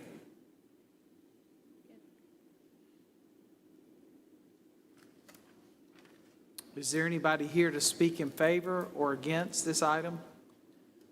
Move for approval. There's a motion. Is there a second? Second. Any discussion? Hearing none, seeing none, Madam Clerk, could you read the roll? Mr. Taylor? Aye. Ms. Herbert? Aye. Dr. Bustles? Aye. Mr. Brennan? Yes. Mr. McDowell? Yes. Mr. Duval? Aye. Mayor Rickaman. Aye.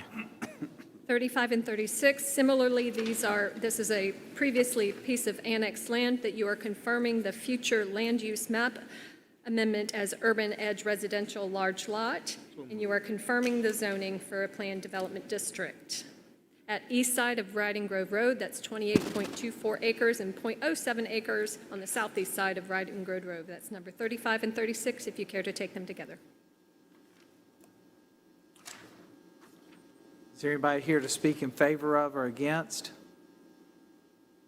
Move for approval. I have a motion. Is there a second?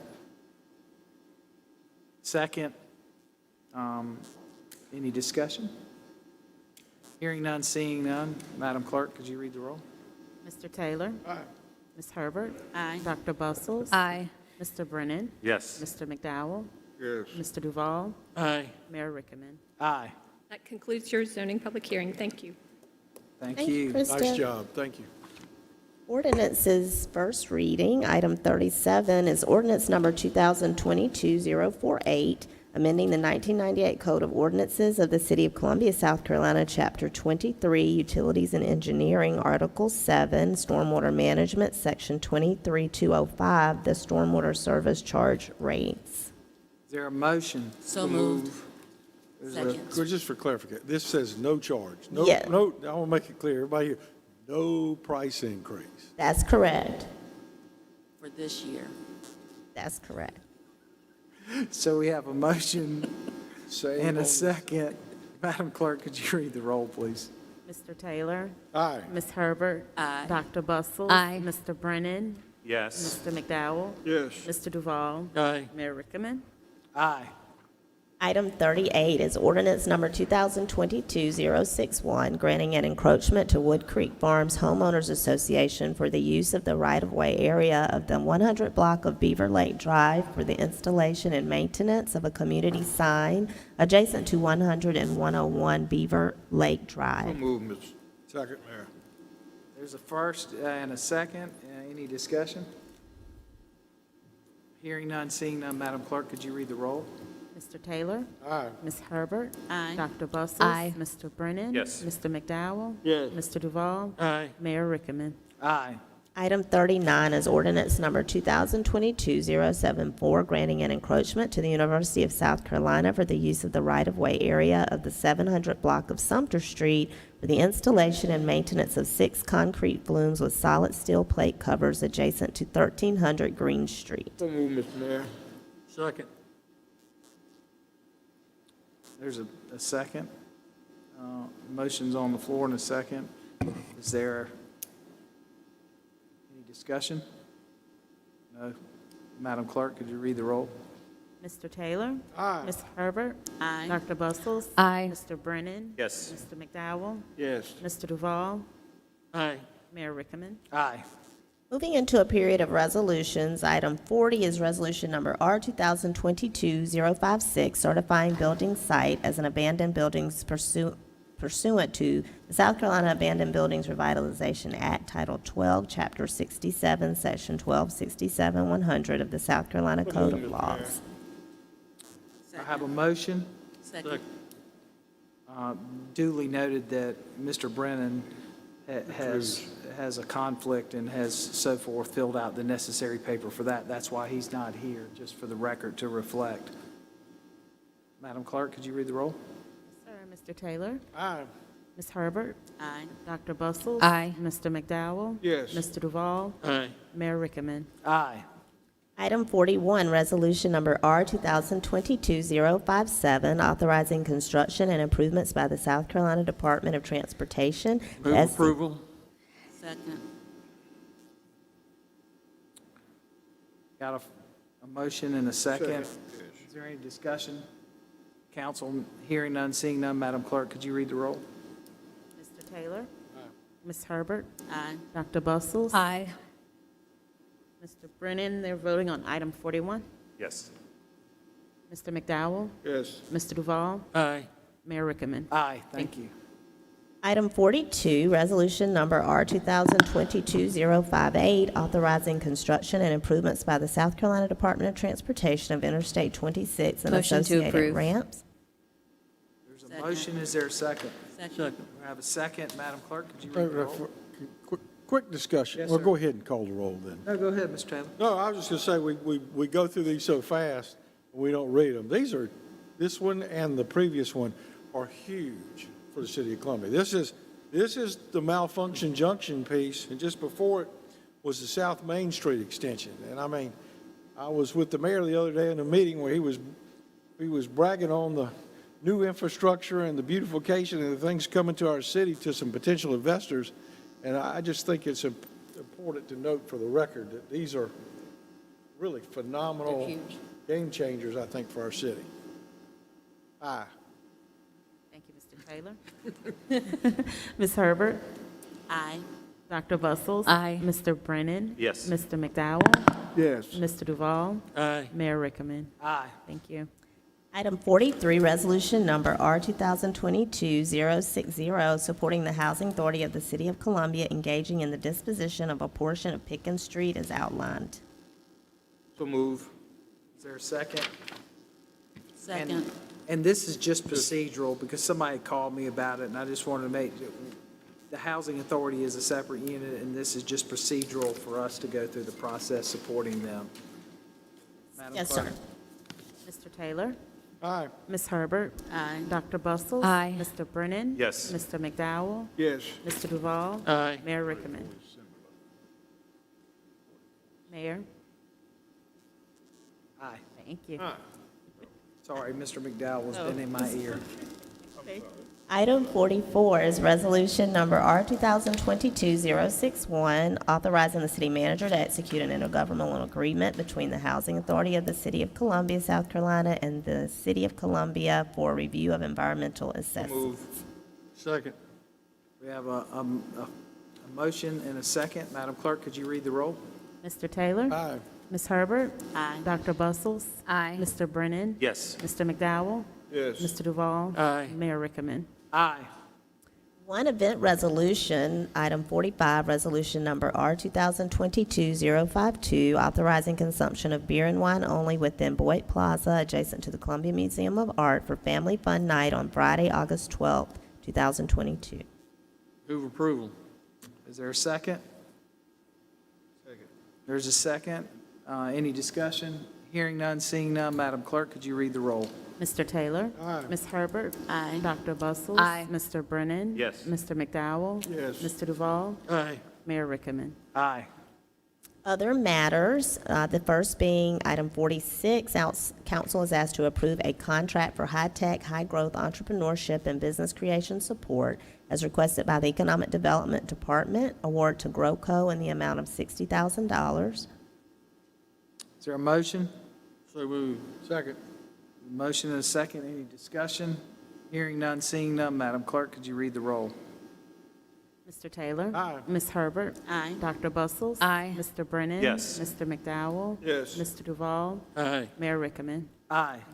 Item 46A is the additional items from your work session today for the H-Tax. I'm not sure if there'll be any A-Tax as well, funding recommendations. Where did Missy go? Missy will come forward, I hope.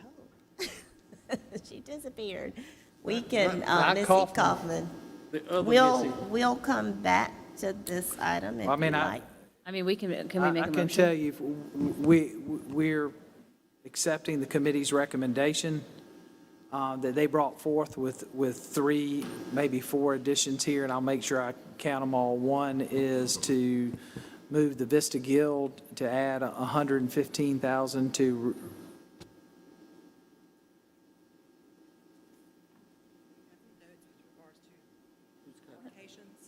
yeah, that's what so we accept the committee's recommendation with the following changes. The first one will be adding 115,000 to the Vista Guild for the Clean and Safe program.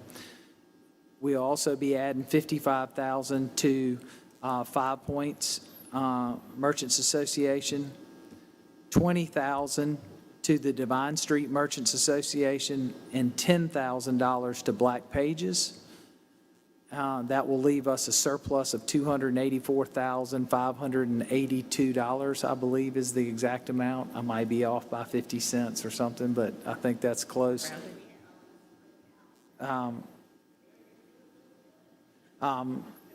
So that would be my motion, that we accept that with the following changes as discussed. Second. Mayor, did you include the Columbia Classical Ballet in that? No, ma'am, you remember we removed that. We're waiting on that. We're waiting on some supporting documentation there. So that was an added $200,000 for quick math. So moved, you. Mr. Mayor. I have a motion, So moved. second. No, there's a reserve already there. Yes, ma'am. It's about 284,500 and something. No, this is the hospitality tax committee. It's not a tax. We had one for hospitality, 10%. We're going to hold. Out of the 284,000 that's still in the account.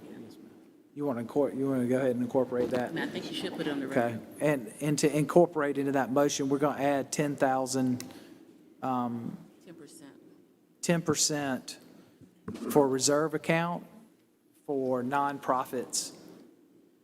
Training program to help them look at other opportunities besides just government funding, but how to leverage community support.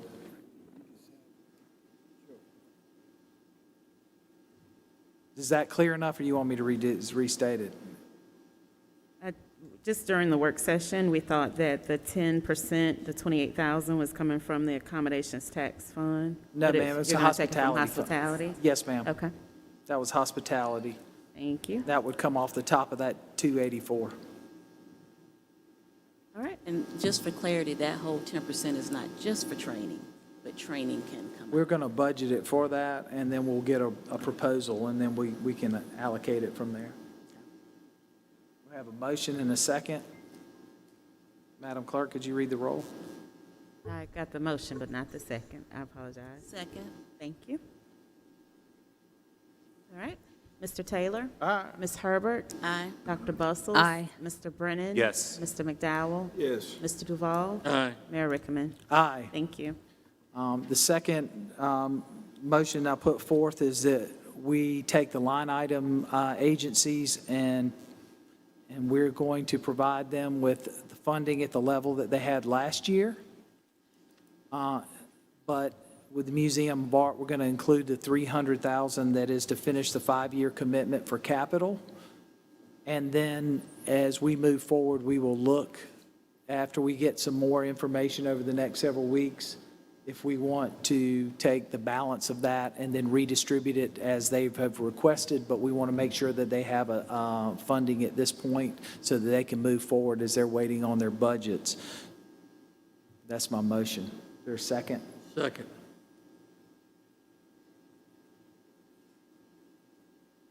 Any discussion? Madam Clerk, could you read the roll? Yes, sir. Mr. Taylor? Aye. Ms. Herbert? Aye. Dr. Bustles? Aye. Mr. Brennan? Yes. Mr. McDowell? Yes. Mr. Duval? Aye. Mayor Rickaman? Aye. Thank you. And then I think the last one that comes out of was our A tax, accommodations tax. the committee, we are going to fund Lake Murray. I can't remember I know the first 375. 487 and 50. 50 cents is the amount recommended by the committee. Suggested by the committee, and then 1.6 million to the Visitors Bureau, with the balance being left in account for us to have further discussion as we continue to move forward. That's my motion. Let the record show that state aid tax. Yeah, state aid tax. Second. Do we have a motion, a second, any discussion? Howard, did you want to say something, or you just? Yeah, I just pointed at her a second. Oh, okay. Madam Clerk, could you read the roll? Mr. Taylor? Aye. Ms. Herbert? Aye. Dr. Bustles? Aye. Mr. Brennan? Yes. Mr. McDowell? Yes. Mr. Duval? Aye. Mayor Rickaman? Aye. Thank you. I think we covered it all. Till the next meeting. Yeah.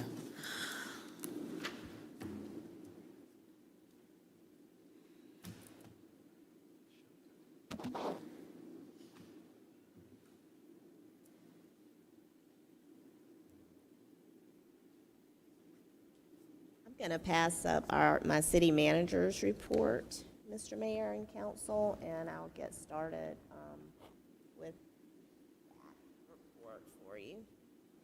As you know, I do try to provide this once a month or thereabouts. And so this report includes some great catch-up items on some things that have occurred throughout the city, wonderful programmatic type things of our staff and some accomplishments, as well as some updates that you may have asked for. And so the first is the City of Columbia Community Development All-Access Home Ownership Workshop. There's been lots of great community development activities over the last few months for our citizens. And the All-Access Columbia event took place on June 23rd at the Busby Street Community Center. Over 60 people attended. It was very informative with networking opportunities. But I think what is always great for me to see is that we still continue to have good participation with some of our stakeholder organizations who can also supplement the information of our staff. So we have vendors such as State Farm and First Citizens Bank and other community banks and associations or corporations to help provide informative information to our citizens about home ownership and home maintenance and do-it-yourself ideas. They had some fun sessions on decluttering your home and home maintenance tips, as well as important information on credit and budgeting, mortgage lending, and the home loan process. So that was a great effort by our community development staff. You heard already today, and I'm really excited that the mayor and council recognize our Columbia-Richland Fire Department. As they noted, there were 3 awards received at the awards banquet for their fire rescue conference, the state fire rescue conference on June 11th. And 2 of those 3 awards were meritorious awards given to our firefighters for the work they perform rescuing citizens of note. One of our crews rescued a woman and her child from a house fire in February of 2021. They were both found unconscious inside the home, but taken to safety by our firefighters, and they administered CPR until EMS could take the patients to safety. So we're very thankful for the sacrifice that our firefighters often make, including an additional rescue that I know got a lot of public attention back on the Columbia Canal in August of 2020 when a young boy fell on the Lowhead Dam and his foot became trapped by the rocks. And our firefighters worked for several hours to get him free as the water level was rising all around all of them. So after 2 hours, they got him free, and he was taken to safety and didn't suffer any major injuries. We also were excited that our firefighters were in receipt of a meritorious award, not a meritorious award, but an induction into the Hall of Fame for the South Carolina Firefighters Association, and that was retired CRFD training captain Jack Beal. He received this honor after serving in the state's fire service for 42 years. And finally, as Chief Jenkins mentioned earlier, and you all recognize them as, again, for the third straight year, a Fire Safe South Carolina community. So that's all wonderful. As I share the wonderful news, I still encourage Chief Jenkins and command staff to keep us updated on staffing.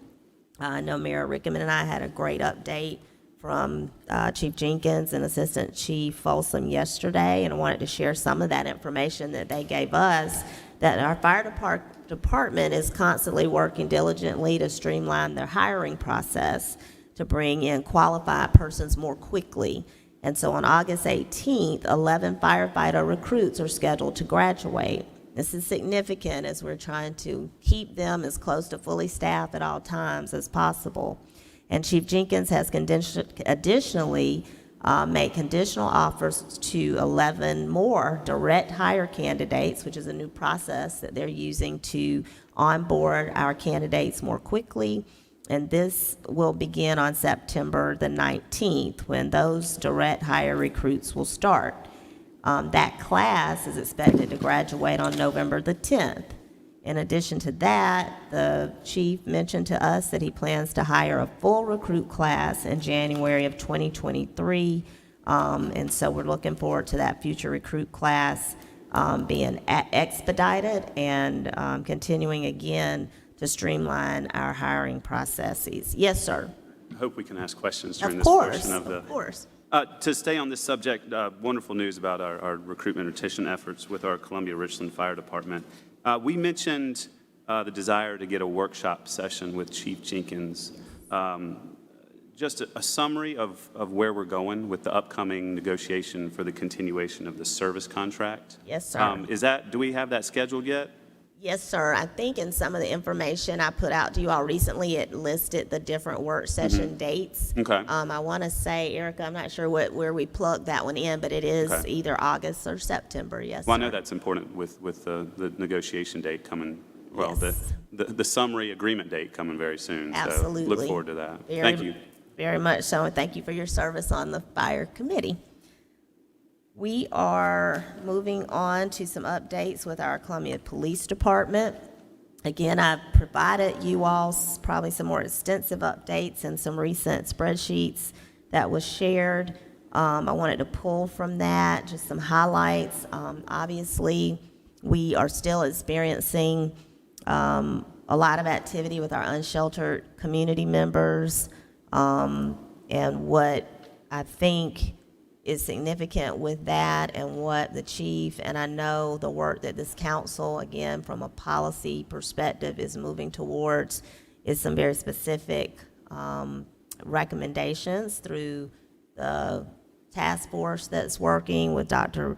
Bustle's leadership. And so with that said, I thought what is very much so in line with these efforts is the Transit Citizen Criminal Activities report, because that is a very specific operation that Chief Holbrook has implemented. So from March 1st, 2022 to July 14th, 2022, there have been 426 contacts made to address criminal activity by transit citizens within our operational zones of focus. Of that number, 167 of those actions were actually corrective actions through arrests and field bookings. 163 were field interviews and informational reports, and 96 were services offered or rendered. The data tells me that we are taking enforcement a majority of the time, even though it's only slightly higher than field interviews and incident reports. I experienced that myself personally this morning and some other mornings when I'm coming into our city and stop. This morning, the staff knows sometimes I just ride around in the corridor downtown, and I stopped and got out this morning and had some engagement with Lieutenant Hicks and Captain Blair, and it's very enlightening what they experience and what they deal with in an effort not to make arrests, but to have these field interviews and these conversations that again, we'll hope we'll have some real conversations, some hard conversations about the assistance we need from our providers.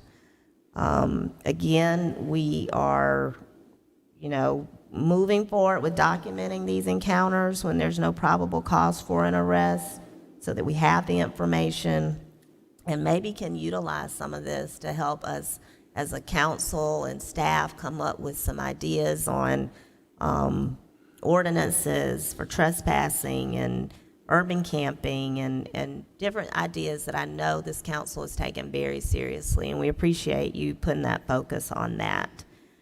The Pathways Unit update, in addition, the council had put a real focus on us standing up the Pathways Unit, and we did that. And the current number of clients is 219.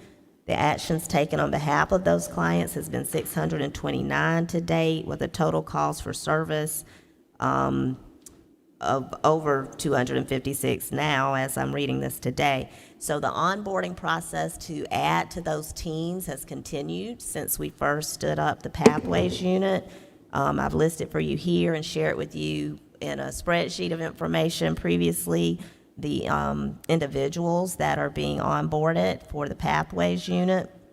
As these individuals come on board, it remains the goal of Chief Holbrook, and he's always said this, that we have to increase our capacity and our coverage, but we've got to wait as we're onboarding these Department of Mental Health specialists working with our officers. But as that happens, we'll expand and continue to use these additional team members to maximize the utilization of the teams. I know Dr. Bustles had asked some questions about the service hours, and so that will begin to happen. We're going to expand the service hours into the evenings and on the weekends as that staffing level is fulfilled. And I just want to share that I had the opportunity to walk Main Street with one of our yellow shirts, and she shared a wonderful example of where she was able to take advantage of the Pathways Unit during the day on the 1600 block, where they were able to build trust with the mental health clinician, although the person that was experiencing homelessness and a mental health crisis did not want to talk to the police. So we're starting to see some of those, small wins as we're expanding this program. And I appreciate that you and Chief are looking at ways in which that we can provide these services after 5 p.m. because that really is a deficit in terms of our services. Yes, ma'am. So some happy news to share regarding, I try to use this time to talk about some of our wonderful employees, and this is an employee, he's not here because he's actually already separated employment due to retirement, but I wanted all of you to, because you've seen Ray a lot at your council meetings and doing different things for events, and so there he is. Mr. Ray Williams, we honored him recently for 29 and a half years of service. Ray was our recreation events coordinator, but he set his sights back to the Sunshine State to be reunited with his close family, his mother in particular, to enjoy his new position called retirement. And so you can read again about Ray. He started with us in 1993 as a maintenance technician. And then after looking for new employee opportunities, we saw Ray's abilities, and we promoted him to buildings and grounds. He worked at Owens Field for numerous years, but he has been our events coordinator for 10 years and has done a phenomenal job. I mean, anyone who knows Ray knows how much he took to heart his passion for service and leadership and having a smooth function. He wanted always to be smooth, the press conferences, the ribbon cuttings and all. And so I appreciated him for his dedication to quality service. In the next chapter of retirement, Ray plans to move back to Florida, as I said. He likes to fish and spend time with his family that he was missing. But what he said, and I think this is very meaningful, particularly for the young man that Ray has mentored who took his position, and we need to do more of this in the city. Ray's replacement is Fred Kitt. Much younger than Ray, but he's learned so much from him.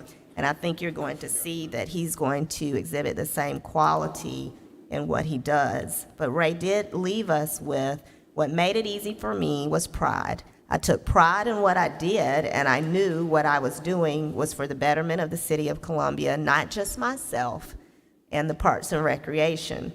Always take pride in your work and think of the bigger picture. And so I'm glad he shared that and has mentored another city staff person to do a good job. And I know Miss he's going to Wilson, do that. Yes, sir. I hate that Ray's not here,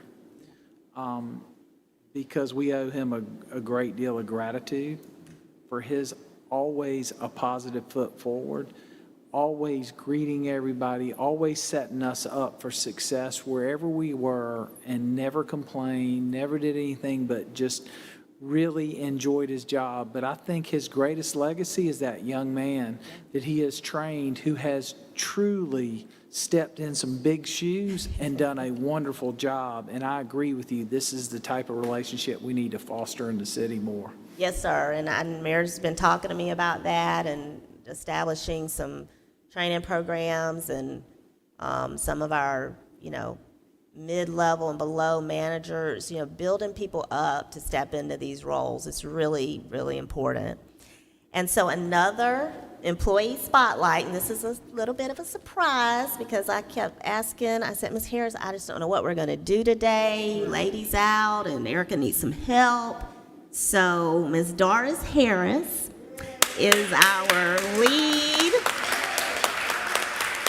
I want her to come up.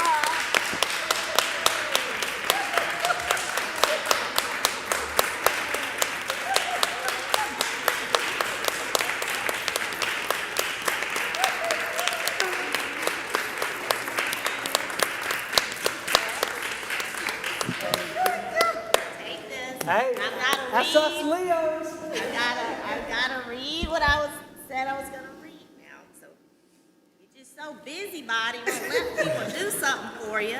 Okay. So Mrs. Doris Harris began her career with the City of Columbia in September of 1979. I'm gonna tell you how old I was. As a senior secretary. Mrs. Harris has nobly served multiple city managers and their administrative teams over the years. Most importantly, Mrs. Harris serves our citizens and our customers, always with a smiling face and a kind word. And you pride yourself on customer care and helping others. And for these reasons, Mrs. Doris Harris is the employee for whom I wish to shine a spotlight for all of your efforts. Thank you, Mrs. Harris. Thank y'all. Thank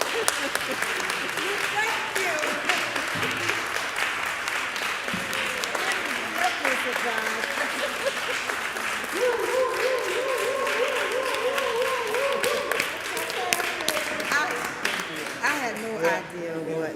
I would like to thank each and every one for thinking of me, and I enjoy what I do with the City of Columbia. I don't expect anything, but I do what's in my heart, and I do what it is to help the citizens. Yes, ma'am. And that's what we're here for.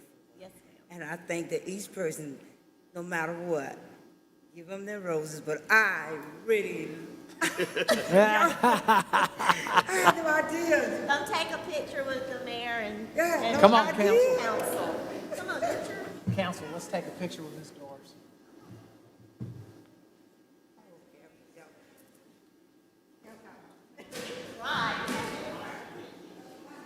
You've been sitting on your glasses.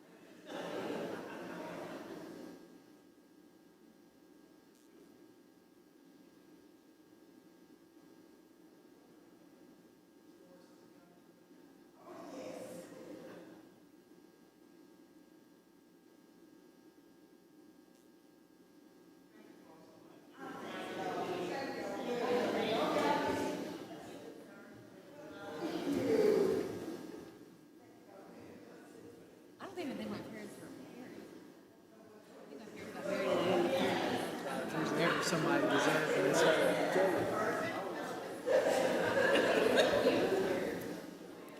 Exactly. Anybody deserves recognition this time. I don't know. Diane's been on it for months. Diane. Mayor, council, thank you all for that. And so with that, we do have a few more items. We've got your committee referrals, reports, and new business.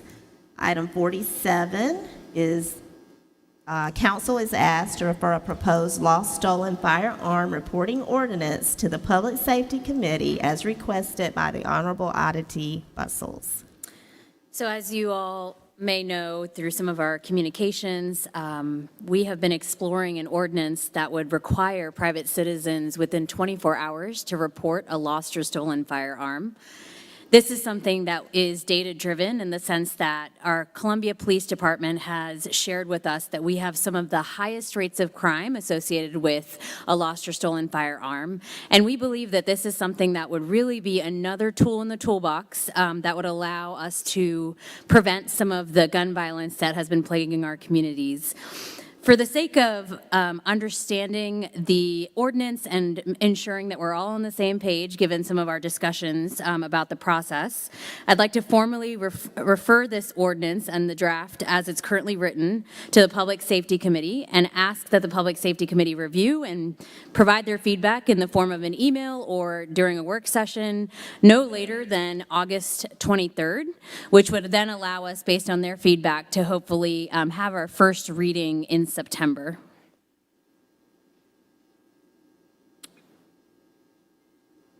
Do I make a motion? You don't need a motion, do Do you don't make it, or you just refer it? You're referring it to committee. Okay. Ed's got Yeah, we need to do a motion. It's on the agenda for a vote. Okay, I'd like to make a motion to refer this ordinance to the Public Safety Committee and have feedback from them by the end of August 23rd. Question. Second. We got a second, now discussion. Yes, Reverend McDowell. Dr. Bustles, is this ordinance inclusive of actions that were taken 6 months ago that would include ghost guns and As currently written, this focuses on lost and stolen firearms only. We have submitted it to the Attorney General's office in draft form, and based on our discussions, there does not seem to be an issue about keeping this on the books. Well, the thing that I take issue with is that 6 months ago, we had something on the books for gun control. What's the bumper stocks? And of course, ghost guns. It seems to me, and I'm glad we're carrying it to committee because there's obviously some feedback we could inject in this conversation because it does not mention ghost guns and it does not mention bumper stocks. All right. Yeah, all right. Very good. Well, ghost guns is not. And ghost guns, of course, represent a voluminous number of acts of violence that has taken place using those guns. I would only suggest that we include ghost guns in the conversation when this is referred to our committee. That's fine. Absolutely. So I'd like to make a motion to refer this lost and stolen firearm reporting ordinance to the Public Safety Committee and receive feedback no later than August 23rd and have some discussions about some of the other pieces that we're interested in, including ghost guns. I need a second. All right. We have a second? I just want to make sure that it's just not a piece, that it becomes a critical piece of this discussion. Ghost guns. 70% of the guns recovered from our police department are stolen guns out of crimes. And so, obviously, we're looking at every angle and discussing everything we can to improve the safety of our community. And I look forward to hearing the recommendation from the Public Safety Committee.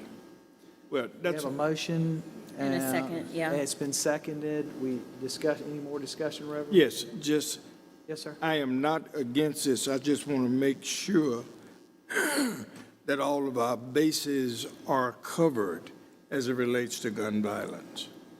Thank you. Thank you. With that, Madam Clerk, could you read the roll?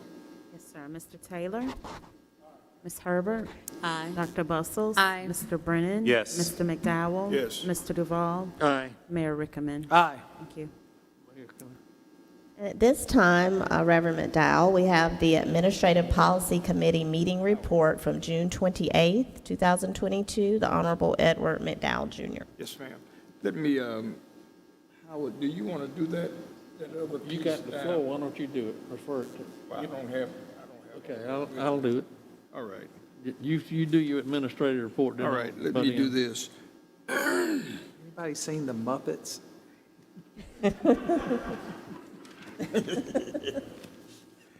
Our administrative policy committee has met several times, and of course, 4 particular items that were, that has been discussed, and just want to bring this to council.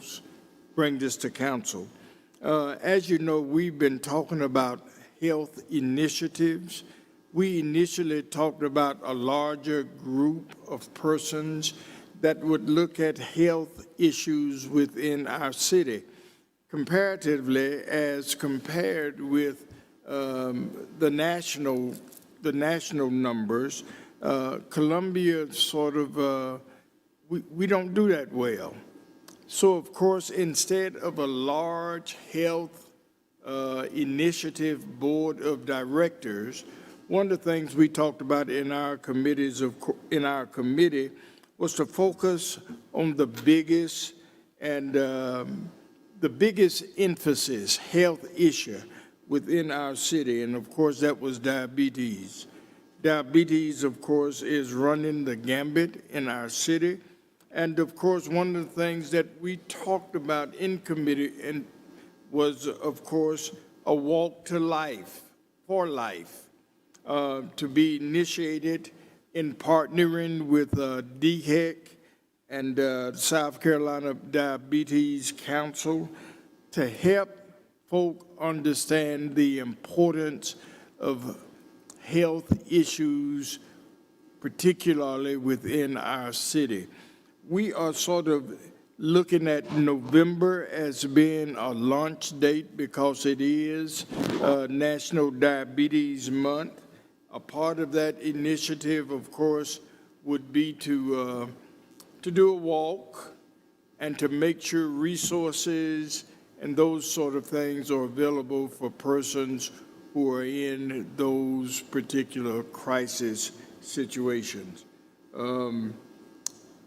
That's related to our the first emphasis, and of course that was the health initiatives.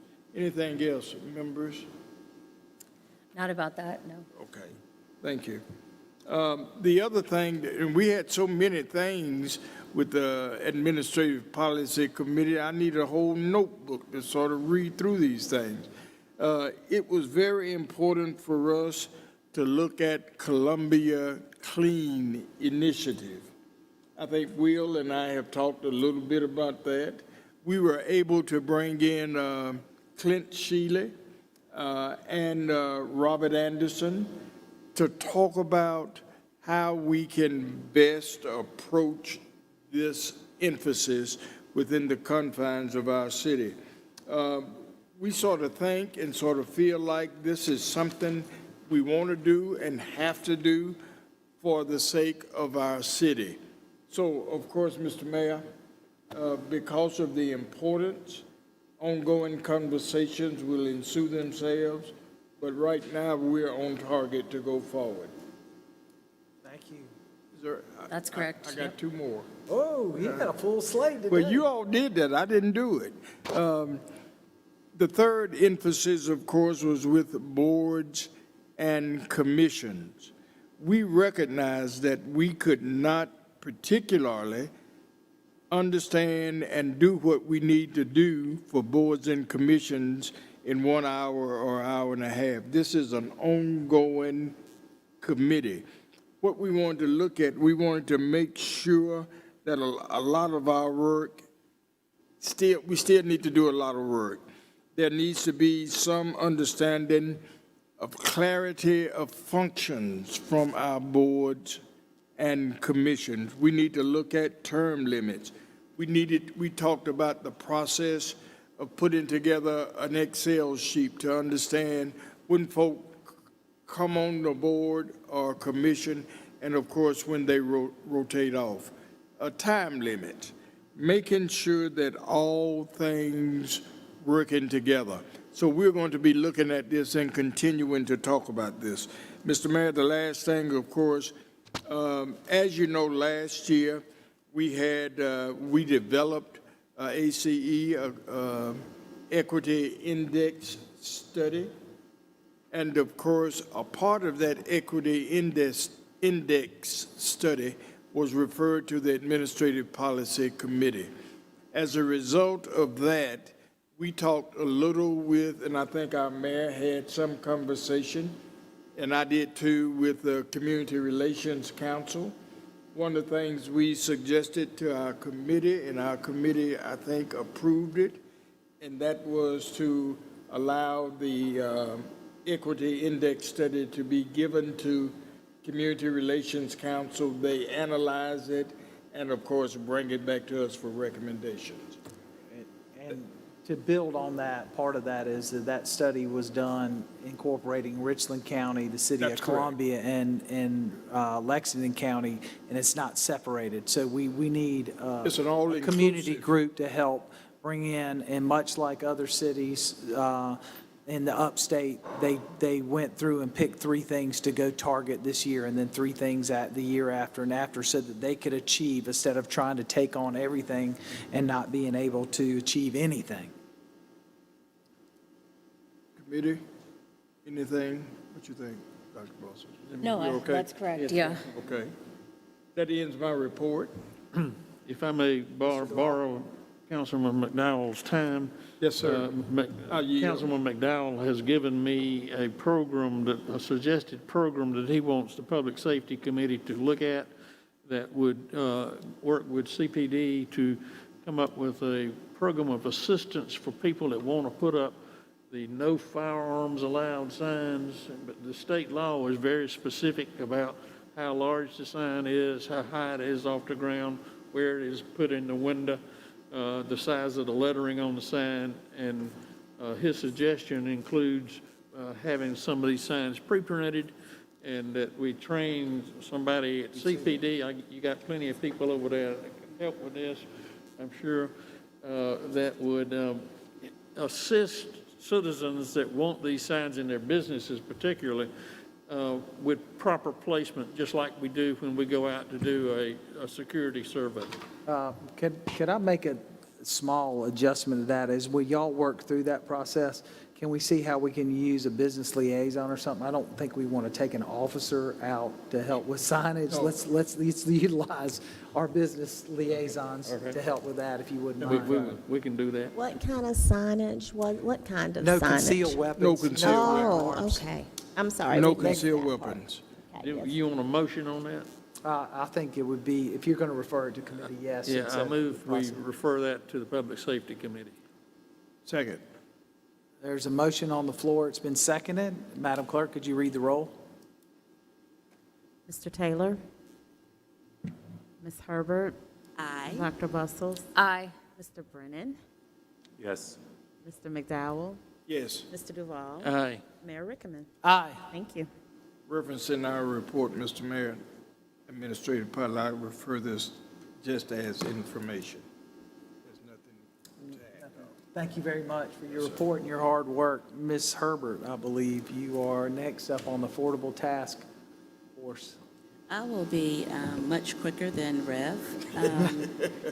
But no, I'm actually very excited about the Affordable Housing Task Force. In our first meeting, we took the time to kind of go over some priorities. We had a lot from last year.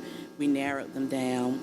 And then we've changed the committee structure. We had probably 5 or 6 committees. The zoning, legal, and a whole bunch of other things. I've changed the committee structure so that it's now all things development, which is all things physically building, and then all things advocacy, because we have folks who are advocating for different needs and different groups, and the committee has really liked that. We have had one committee meeting for each, and our development committee says number one issue is money, financing, and the advocacy committee, along with the development committee, said the number one issue is not in my backyard. And so looking at how we define affordable housing is very critical. So we want to look at actually doing a campaign for just educating the public on all types of public housing, not public, affordable housing. Attainable. Yeah, workforce, because there's certain thoughts about it, but what we mean. And so what we mean is, it needs to be affordable for me as a percentage of my income. It needs to be affordable for my child, percentage of income. So we're looking forward to helping launch a campaign to just kind of educate and have discussions with all of our communities about the need, how much housing we need, and why we need affordable housing.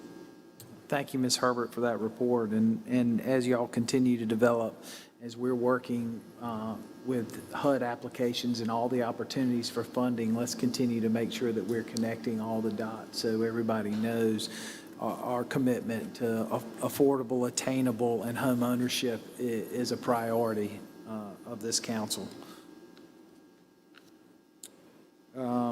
That brings us to Dr. Bustles again for a task force and prevent homeless meeting report. Thank you, Mayor. So I want to share with everyone that although the task force, meets once a month roughly, there's been a lot of work that's been going on behind the scenes, whether it's meeting with providers, meeting with our staff, meeting with the Main Street District, the Five Points Association, because we want to really understand how we can address this problem that has been on top of mind for so many of our constituents.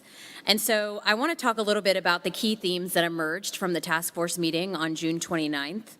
It was a great conversation. We had a good representation of folks in the business community, the neighborhoods, as well as some of our public defenders and those that work with those experiencing homelessness.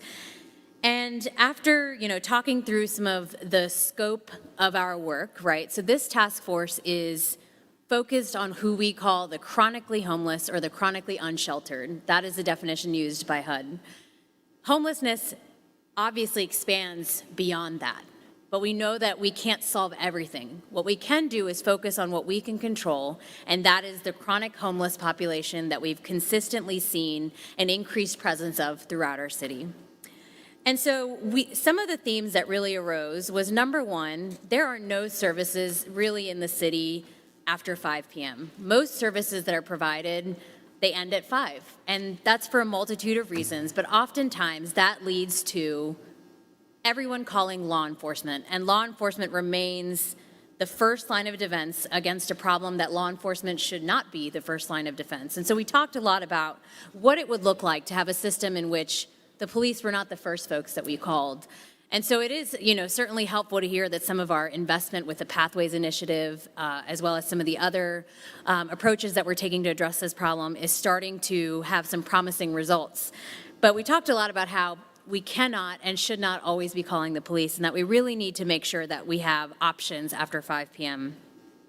We also talked about feeding and how there are many groups that feed that often don't talk to each other, which has made it very difficult for us to understand the best ways in which we can streamline some of those services. And in the past, there was a permit process as well as a schedule of these feedings, but since COVID, that is no longer the case. And so perhaps there's a duplication, and we could really work together to understand the ways in which we can provide services to those experiencing homelessness, but not in a way that it's, really all over the place. And then finally, I think one of the most eye-opening things that happened at this meeting is we had a presentation from our research consultant, Inspiring Real Change, who provided us a catalog of services in Greater Richland County. There are over 100 programs dedicated to the preventing and ending homelessness in Richland County. 100 programs. There are also 4 pages worth of faith-based community groups, whether it's churches or other types of organizations that feed the homeless in our city. So the story that really tells us is that it's not that Columbia doesn't care. It's that we're not talking to each other in a way that is able to really address the root cause of the problem. And so as we move forward with the task force, we're really looking at ways in which we can ensure that our dollars are being used in a way that have measurable outcomes for the different populations that are affected by homelessness, and really considering ways in which we can work better with some of the providers that have traditionally worked with the city. And most importantly, looking at what's not working. There's been several small successes along the way, and there's certainly great organizations out there. But as currently, the way things are structured, we're starting to see this problem get worse, and no one deserves to live on the street. And so I'm looking forward to our next meeting in which we will continue our discussion and talk about some of our solutions, with the goal really being that we have some concrete recommendations over the next 2 months to then report back to Mayor as requested, because this task force was created for a short term to allow us to develop that report and share with council so that we can hopefully move forward. Thank you, Dr. Bustles. I'm going to forgo my report until the next meeting. I want to have a couple more conversations with my colleagues as we move forward. Would that be the second meeting in August, Mayor? Yes, ma'am. Okay. And I was going to suggest that because I know you all have National Night Out activities next week, and we've been trying to keep Tuesday's meeting pretty tight, so we'll put that down. Thank you. We're at the point for public input. Is there anybody who would like to speak to council? Mayor, I do have a referral. Okay, I'm sorry, Ms. I Herbert, want I to didn't see your refer hand. Sorry. the state accommodations tax allocation to the Economic and Community Development Committee. Can I have a second? Madam Clerk, could you read the roll? Mr. Taylor? Ms. Herbert? Aye. Dr. Bustles? Mr. Brennan? Yes. Mr. McDowell? Yes. Mr. Duval? Aye. Mayor Rickaman? Aye. Thank you. Thank you. Sorry about that, I didn't see you. Is there anybody who would like to speak on any subject? The floor is yours. Ms. Wiley, you're not even going to say hello today? Don't encourage us. Before she'll speak. Hey, we got the guest of honor with us today as well. Femi. Oh, Femi is here. Oh, Femi. Seeing none or hearing none, Mr. Duval, would you like to make a motion? Yeah, Mr. Mayor, I make a motion we go into executive session for receipt of legal advice relating to a pending, threatened, or potential claim, SC Code 30-4-782, Linda Harrelson versus City of Columbia and Dominion Energy, discussion of employment of employee pursuant to SC Code 30-4-7081, municipal court, discussion of negotiations as to proposed contractual arrangements pursuant to SC Code 30-4-7082, busted plug, Gadsden Street property, homeless services. Is there a second? Second. Yep, downstairs. Madam Clerk, could you read the roll? Mr. Taylor? Ms. Herbert? Aye. Dr. Bustles? Mr. Brennan? Mr. McDowell? Yes. Mr. Duval? Aye. Mayor Rickaman? Aye. Thank you.